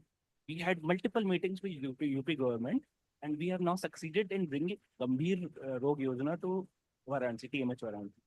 We are now working with how we can start utilizing in many more patients. That will be a very useful. Now, coming back to the actual question, advocacy. अब आयुष्मान में इतने सारे drugs तो नहीं है. अब हमने गंभीर रोग योजना के लिए through various pressure on the government, we have made government to utilize even TKI. TKI will be a part of this Gambhir Rog Yojana that has been approved by the UP government. So all UP, at least UP Ayushman card holders will get access to TKIs and immunotherapy also till the cost of 15 lakh, and that is finalized. So that is a part which we have done from our perspective. But कई सारी चीजें जो हम नहीं कर पा, वो चीज करने के लिए पेशेंट की वॉइस एडवोकेसी ग्रुप्स के थ्रू यदि गवर्नमेंट तक पहुंचते हैं, सेंट्रल गवर्नमेंट के through, that will be game changer. That we need to do, and there are a lot of steps which need to be taken. अब जैसे बात की जाए कि पेशेंट का ड्रग का ट्रीटमेंट तो कवर हो गया, अब पेशेंट के केयर गिवर का जो जॉब लॉस हो रहा है, स्टे नहीं मिल रहा है, उसका क्या किया जाए? अब टीएमएस में तो एटलीस्ट ये एडवांटेज है, वाराणसी में भी कंस्ट्रक्टेड 300 बेड डॉर्मेटरी का एक धर्मशाला बनवा दिया. That is helping our patients. Something like that is more sort of that is needed कि किसी भी patient या caregiver को out of pocket expenditure कम से कम किया जा सके. So these are the steps which we could do from our part because we were thinking from that perspective from last 5 to 7 years under the guidance of Kumar Sir and we saw कैसे करना है कि patient actually में treatment में. हमारा target ये नहीं कि हमारे center में अभी जैसे 30,000 पर year registration होने लग गया वाराणसी में. हमारा टारगेट ये नहीं कि रजिस्ट्रेशन 50,000 है लेकिन एक्चुअल में पेशेंट ट्रीटमेंट से 10,000 है. That doesn't have any. So how to maintain compliance so that patients are actually able to take the treatment and complete the treatment. That is what is required. Now we are in talk with Infosys to build a large research unit or 10-floor buildings in our hospital so that we can come up with a separate research cell of 10 floors, including a phase 1 clinical trial. Great work. Compliance and then out of pocket expenses. What you said, Rizwan, about meeting other caregivers in a safe, secure setting, which is the importance of support groups now. Support groups have always been a little alien, in the Indian context, because we've kind of grown up in this joint family and we don't really need to go outside for anything. But now, like you said, you're in a nuclear family and the need is there. And I'll go back to the example of chronic myeloid leukemia patients who were enrolled into the program, because we realized that this is fine. I mean, it's wonderful. You've got a great cancer. Aapko dawai mufat mein mil rahi, but no cancer is great. No cancer is good. So these are patients living now, like you yourself said, Prola's patients are now living longer, living with the disease. And that itself it's something very, very stressful. So we set up this support group called Friends of Max. And then the trustees, the city chapter leaders, they're all patients themselves or caregivers. And we realized that patients were falling off our radar. Why? अरे साल में 4 बार आना पड़ता है, BCR-ABL test करना पड़ता है. All of them are,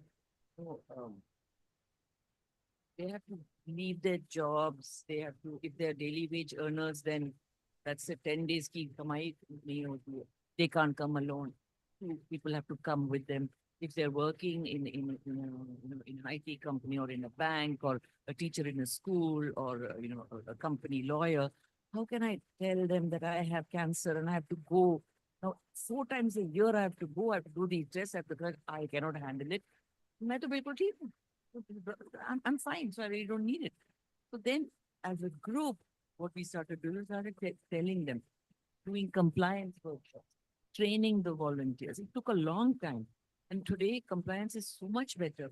But also, where will the money come from? There was this gentleman who's Dr. Banwali's, the little one of Dr. Banwali's patient, very smart girl. One day she came, school kaise chal raha hai beta? Student replies, so I asked the father, what happened?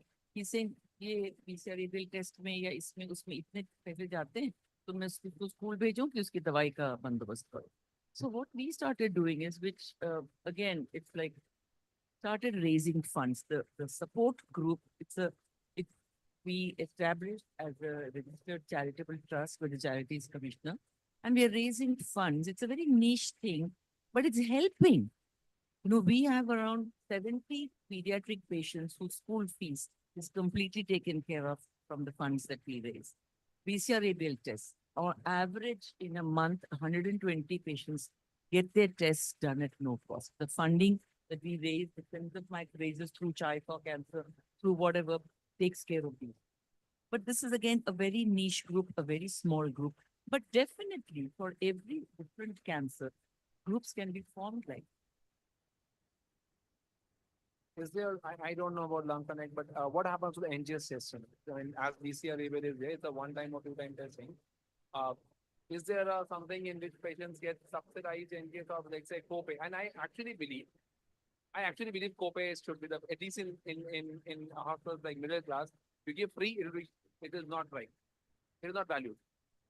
Is there someone who can, if you can, and with the way the trials are coming, if you can actually subsidize your NGS testing, or maybe subsidize some kind of liquid biopsy testing, like you do for BCR-ABL, somebody might just do for, or maybe do an indigenous thing, support a lab which does it for 8,000 rupees, and say कि वहां से कराओगे तो free हो जाएगा, नहीं तो अपने आप करा लो.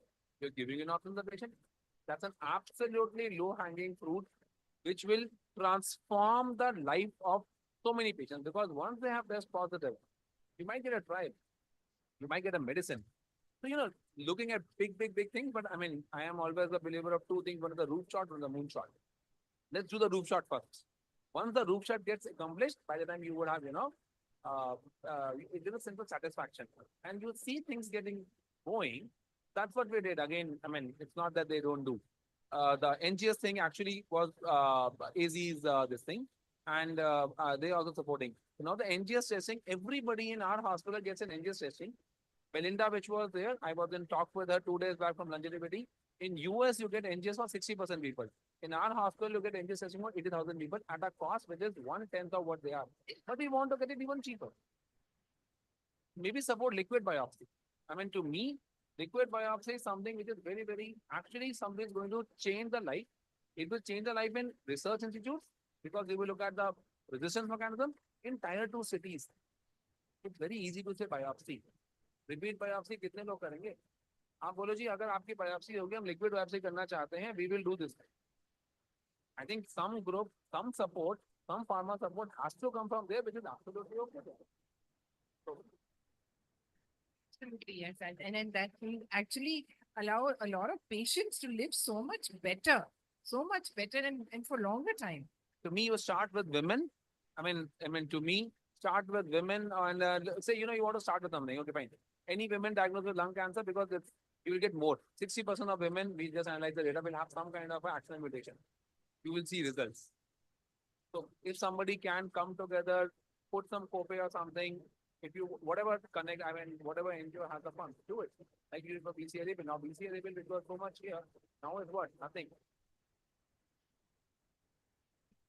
So I'm going to close the discussion, and for that, my closing remarks from Suchi. You've heard everyone, Suchi. What do you want to say, Vita? और तुमने सब सुना है और तुम्हें लगता है कुछ रह गया है एड्रेस करना तो बताओ. ओके सो बहुत सारे लोगों ने बहुत सारा कुछ बोला. आधी चीजें बहुत ज्यादा हो गया मेरे लिए, बट ऑफ कोर्स हॉल में जितने लोग हैं उन्हें जरूर समझ आया होगा. एंड बस एक चीज बोलना चाहूंगी. एक दिन एक सपोर्ट ग्रुप मीटिंग में एक केयर गिवर आए. उन्होंने बताया कि उनके जो लैंडलॉर्ड है उन्होंने बताया अरे वाह आपका तो कैंसर का दवाई का कॉस्ट कम हो गया. And they brought the paper and showed that. तो फिर या तो वो उन्होंने देखा, उन्होंने बताया. तो जो केयर गिवर थे उन्होंने बोला कि सर आप सही बोल रहे हैं, लेकिन हमारी वाइफ ये दवाई नहीं खाती है, वो लॉर्लाटिनिब लेते हैं, तो इस वजह से हमें इससे कोई भी बेनिफिट नहीं हो पाया है सर. तो वो जो अभी मैम आई थी विनीता मैम, मैं उनसे तहे दिल से इतना ही रिक्वेस्ट करना चाहूंगी कि सारे दवाइयों का कॉस्ट थोड़ा थोड़ा कम कर दिया जाए जितना भी हो पाए. एंड इससे ज्यादा तो कुछ नहीं कह सकते, उनके भी अपने लिमिटेशंस होते होंगे. एंड जितना हो पाए हमारे लिए, आप लोग नहीं करेंगे तो हम लोग आगे नहीं बढ़ पाएंगे. थैंक यू बेटा. बहुत तुमने बहुत अच्छा पॉइंट रेज किया है, and it is very important that everybody, all stakeholders, policy makers, pharma, the government, everybody hears it because ये voice है जो मैटर करती है. रिजवान भाई. आई थिंक आज के डिस्कशन में दो चीजें मुझे आती है कि हमें इमीडिएट उस पर कुछ करना चाहिए. जैसे कि हम क्लिनिकल ट्रायल के ऊपर हम बात कर रहे हैं. वी आर टॉकिंग अबाउट के यहाँ 3% है, यहाँ 57% है. We do not have the information that where clinical trial are happening because we do have one government site, but it has lot of data. You have to go through lot of keyword. You have to search lot of keyword. You have to go inside the PDF, and then you have to find that whether my patient is really eligible for that. So one thing that can be done through the government forum, that these website can be made simple, that if I want to search lung cancer and having ROS1 positive, how many clinical trial is happening in India, at least I should get that data. And other thing is that we do have different government funds available right now. We just heard. So there is no common platform for a person like me that we do have some fund from, government, my Bihar government or UP government. So there should be some common platform where all these data, should be accessible to all patients, so that the fund is available, but due to the lack of information, it is not getting, capitalized. The low hanging fruit, I think, इतने बड़े बड़े कामों के लिए government की जरूरत नहीं है. Lung Connect can do it. It's very easy. How much difficult is it to write 10 trials going on over there? I mean, ऐसा तो नहीं कि ट्रायल हर वे 100 ट्रायल आ रहे हैं. कुल मिला के 16-17 ट्रायल वहां चल रहे होंगे, 5-10 यहाँ चल रहे होंगे. It's very easy. And one more thing which I would say is, again, for the middle class hospitals and middle class patients, they also require funds. Take list show. Can my patient also get connected with Lung Connect? I mean, honestly, I'm not so sure about that. So there has to be one. I mean, it's very, very easy. I think, again, low hanging fruit, which we should do it, which has to be done. And just coming to for the final, and you've already answered it. Dr. Akhil. No, but I think I will just try to say, I think this is a step which is needed. The very fact that everybody is sitting on the same agenda means the heart is in the right mind, the spirits are right. It's a start, but the journey of a mile will start with step. Absolutely. We need to get content. That's the only thing we can do. Everybody's trying to do in their own part. And I'm sure next year to next year to next year, it will become better. That's the only thing we can do. When can I come and meet you so that Lung Connect can? After this. I'm based in Delhi, so I'm happy to come and meet you anytime. Anytime. Don't worry. Just message me, I'll come. Certainly. Dr. Akhil. We discussed कुछ low hanging fruits हैं. तो अब जैसे madam ने बोला blueprint and roadmap.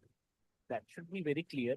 हमें minutes of meeting जैसा बना के इसको note कर लेना है कि we actually act on them over. एक बताया गया, हम भाई ने बोला एक्चुअली 2 मिनट पहले मेरा उनसे डिस्कशन हुआ कि रॉसवन के लिए वाराणसी में ट्रायल है और एक ट्रायल राजीव गांधी में, और राजीव गांधी में सेकंड लाइन के लिए. That is an advantage. तो ऐसी चीज लोगों को पता नहीं रहेगी तो कैसे अप्रोच. तो दैट इज व्हाट आज ही कुमार सर के साथ हमारे सपोर्ट ग्रुप का डिस्कशन हुआ. We will formulate a list of trials which are recruiting in the country, or that will be in very simple words. It will not be very. जब physician को ही देखना है तो वो तो ऐसे भी सर्च कर लेगा या आपस में कांटेक्ट कर लेगा. It should be patient centre, patient and care giver centre. Lung cancer, prostate cancer, something like that, आराम से समझने वाला है. एटलीस्ट गवर्नमेंट की वेबसाइट का तो हम डायरेक्टली कुछ नहीं कर सकते, लेकिन हम लोग लंग कनेक्ट की वेबसाइट को डाल सकते हैं.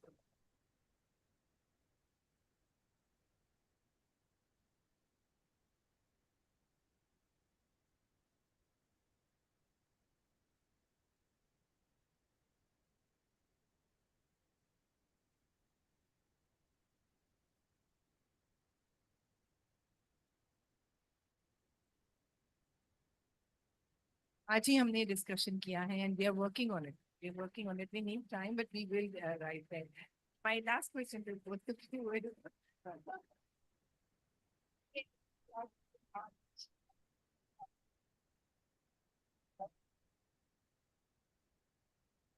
So, छोड़ा नहीं. no, I will not comment on the price, but AstraZeneca is committed to bringing everything as soon as possible to India.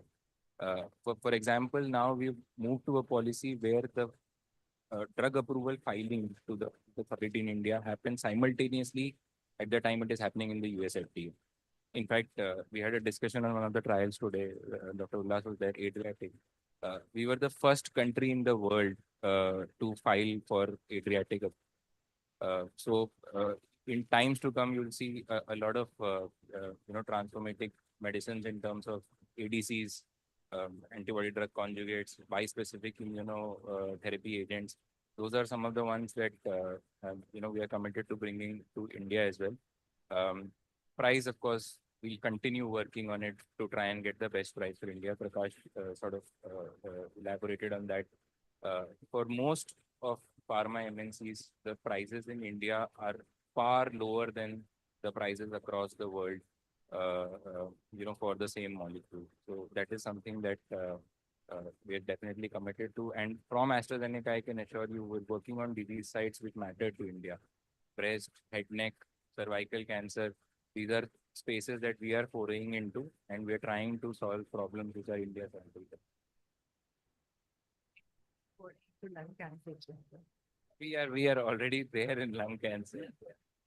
Final words to you about any new drugs. Thank you. While we do not have an immediate, as in within the next 2 years launch in the lung cancer space, but there are other solid tumor molecules that India is being looked upon as a center for. And by policy, as somebody who represents India at global forums for Pfizer, any study or any molecule that is being thought of, India is always one of the places that we affirm positively that it needs to be brought in. So always there.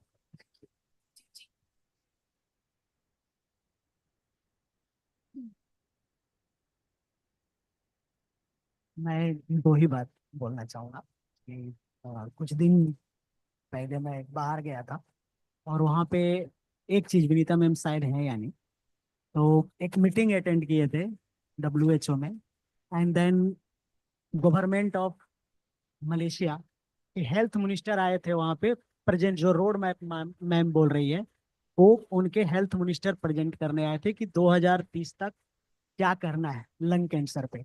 तो हम ये चाहते हैं कि हमारे यहाँ भी कुछ ऐसा हो चीजों को। और दूसरी बात की गवर्नमेंट नहीं करती है ऐसा हम नहीं बोल सकते, वहाँ भी बोले कि हम लोग प्राउड फील करते हैं, अनफॉर्चुनेट है कि दुनिया के सबसे लार्जेस्ट स्कीम आयुष्मान भारत हमारे देश में है और उससे बहुत सारे लोगों को मदद हो रहा है।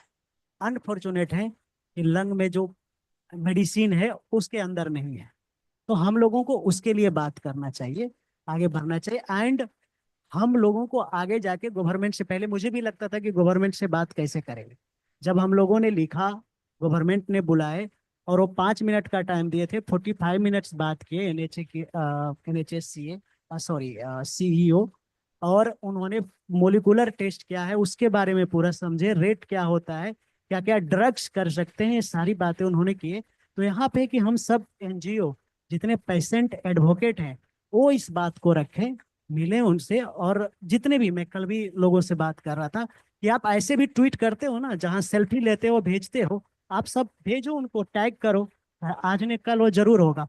और मेडिसिन कम होने का जो हम फार्मा को बोल रहे हैं, उसके लिए मुझे लगता है कि रिसर्च की जरूरत है। इसका मेन सॉल्यूशन वही है, जैसे हम उदाहरण के तौर पे कोविड बोल सकते हैं, अगर हमारे देश में अगर कोविड का रिसर्च हुआ तो सबको वैक्सीन लग गया, ऐसे ही मेडिसिन का रिसर्च और ज्यादा हो तो हम सब लोग इसको ले सकते हैं। और एक फार्मा से अपील रहेगा कि जो ट्रायल के भी बात करते हैं, तो एक एक ट्रायल हमारे देश में आने के लिए 6 महीना, 1 साल, 1.5 साल लग सकता है, उसको हम जितना जल्दी लाएं उतना अच्छा रहेगा। Thank you.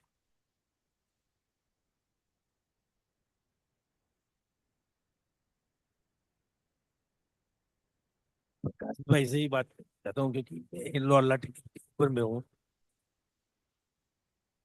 ऑलमोस्ट 15 महीने से मैंने लॉलाटिनिब लिया है और वो कंटिन्यू जो प्रोग्राम आपका चल रहा है उसके हिसाब से मैं ले रहा हूँ। इज देयर एनी चांस, क्योंकि मैं मिडिल क्लास से हूँ, ना तो आयुष्मान मेरे को चलता है ना तो कोई NGO से मैं मदद ले रहा हूँ, जो भी मेरी सैलरी आती है, मेरी जितनी सैलरी है पूरा महीना की आपकी दवाई में जाती है। तो आपसे उसमें कुछ कंपनी के थ्रू ऐसा कोई प्रोविजन रहता है कि पर्सनली गवर्नमेंट के थ्रू ऐसा कुछ ऐसे मिडिल क्लास लोगों को मदद की जाए?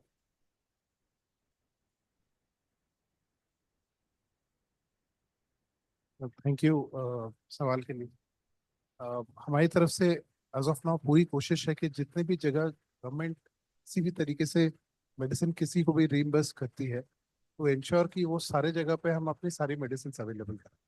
फॉर एग्जांपल ESI, CGHS हो गई, स्टेट गवर्नमेंट के जो हेल्थ स्कीम्स हो गई, उन सारों में हमारी कंटिन्यूड कोशिश है कि हम अपने मेडिसिन अवेलेबल करें और उन स्टेट गवर्नमेंट्स के साथ, उन स्पेसिफिक रीइंबर्समेंट एजेंसीज के साथ हम कंटिन्यूसली काम कर रहे हैं। प्राइस जो है, सो आई अंडरस्टैंड कि वो एक लिमिटेशन होती है, मैंने भी फेस किया, वो लिमिटेशन होती है।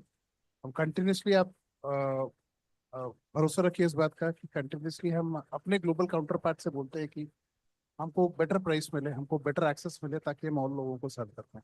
तो ये एफर्ट हमेशा हम कंटिन्यू करते हैं। सिर्फ हम लॉर्लाटेबल के लिए नहीं, हम सारे मेडिसिन के लिए कंटिन्यू करते हैं। वेदर इमीडिएट हमें सक्सेस मिल पाएगा कि नहीं, मैं कमेंट नहीं कर सकता हूँ, बट कोशिश हर समय उस पर रहती है कि हम किस तरीके से और बेटर लोगों पे और ज्यादा पहुंच सकें, कितनी जल्दी पहुंच। Okay.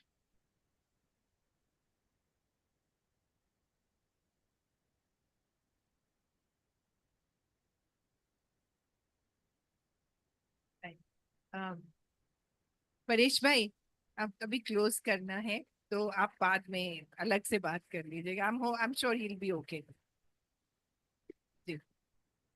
We have to always remember that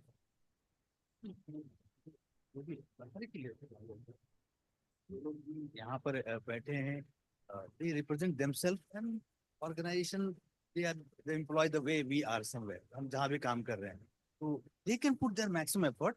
That's what we look for. This is the way patients look for me. You know, I work in TMH, and TMH में whatever goes wrong, or whatever we can do in a system, there's a limit to it. That individual can do it. Organization का जहाँ आप भी करते हो, जहाँ भी सब लोग करते हैं, वो डिसीजन मेकिंग वो इंडिविजुअल के हाथ में नहीं होता है. But sure, we should represent. But ultimately, individual effort. I can assure you, these two gentlemen, they are wonderful. One example I'll give. We couldn't announce. We were planning to announce, and these two guys. There was one more who is not here. They worked hard. Hopefully, soon in a month, you will have thousands of जो NGOs की हम बात कर रहे थे, free of cost available in this country, and because of two guys, and there is one more third person who is not here. So I guess that, and मैं again बोल रहा हूँ, उनका कोई organization से लेना देना नहीं था. Ultimately, it's through organization, but it was the individual effort. So we can individually request people, but remember that there are certain things जो उनके हाथ में नहीं होता. जैसे मेरे हाथ में नहीं है. मैं TMH में काम करता हूँ, मैं ITEL में पेशेंट्स, देखो साहब मैं अपना वाला कर सकता हूँ, जैसे बेड नहीं मिलता है, मेरे हाथ में नहीं. So that they need to ensure that it reaches the whoever decision makers, but we can't. जबकि I do understand Paresh bhai is a Lung Connect में, he is one of those person continuously, ये अहमदाबाद में, so this is another 3 centers they are doing it actively at this moment, and he is one of the person who drives it in Ahmedabad continuously every time without failing anything. So we do understand that. So I thought I will say these guys, they do really work hard. Thank you.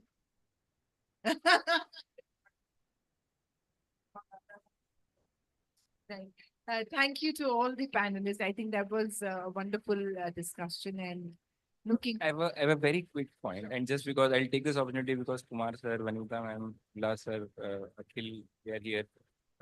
I think one of the hurdles that we've also faced when going to the government, everything boils down to NCG guidelines. What are the approved molecules that are part of the NCG guidelines? So if we can sort of look to, I mean, if you have leverage, pressurize to update them more frequently, I think that would go a long way in helping the cause for everyone. Thank you once again, and have a good evening, everyone. Can I have the last word? Yeah. We've been at so many, sessions like this where the advocacy groups have a session to themselves. The first time I've seen that even though it's the last one, the audience is there and it's not made up of the speakers and the speakers' friends. This is so nice to see such a full house today.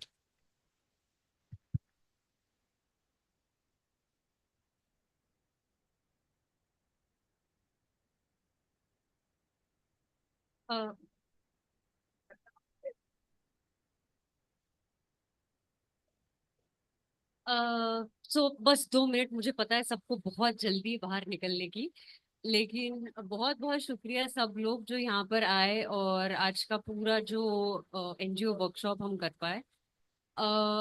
एक request है सबसे कि हम एक photo लेना चाहते हैं, तो अगर हम मैनेज करें सब यहाँ पर आने का, और कोशिश करेंगे कि सब फिट हो जाए यहाँ पर, तो प्लीज सब सामने स्टेज की साइड आ जाइए, एक फोटो ले लेंगे.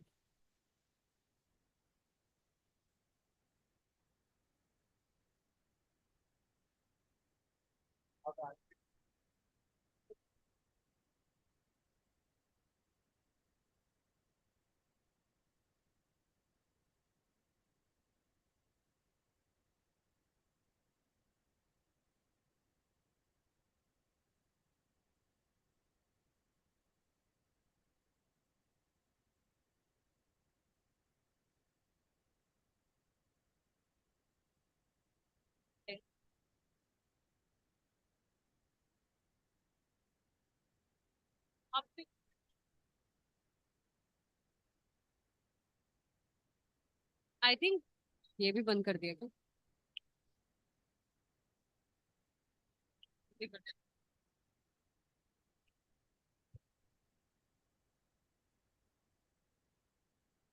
हेलो हेलो हेलो, चालू, हाँ। आई थिंक अरेंजमेंट के लिए तो चेयर्स लगा लेते हैं ताकि कुछ लोग चेयर्स पे बैठ जाएंगे, और जो ऊंचे प्लीज पीछे खड़े हो जाइए, और जिनके पैर ठीक है वो जो नीचे बैठ सकते हैं वो प्लीज नीचे बैठ जाइए।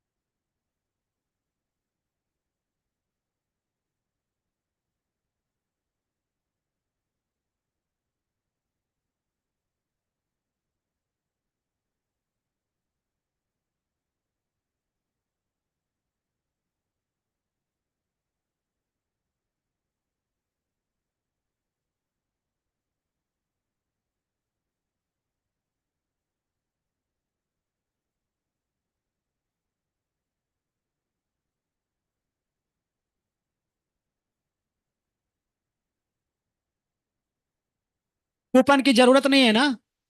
निशांत दे रहे हैं ना गेट पे? हाँ, तो गेट पे कूपन प्लीज कलेक्ट कीजिएगा।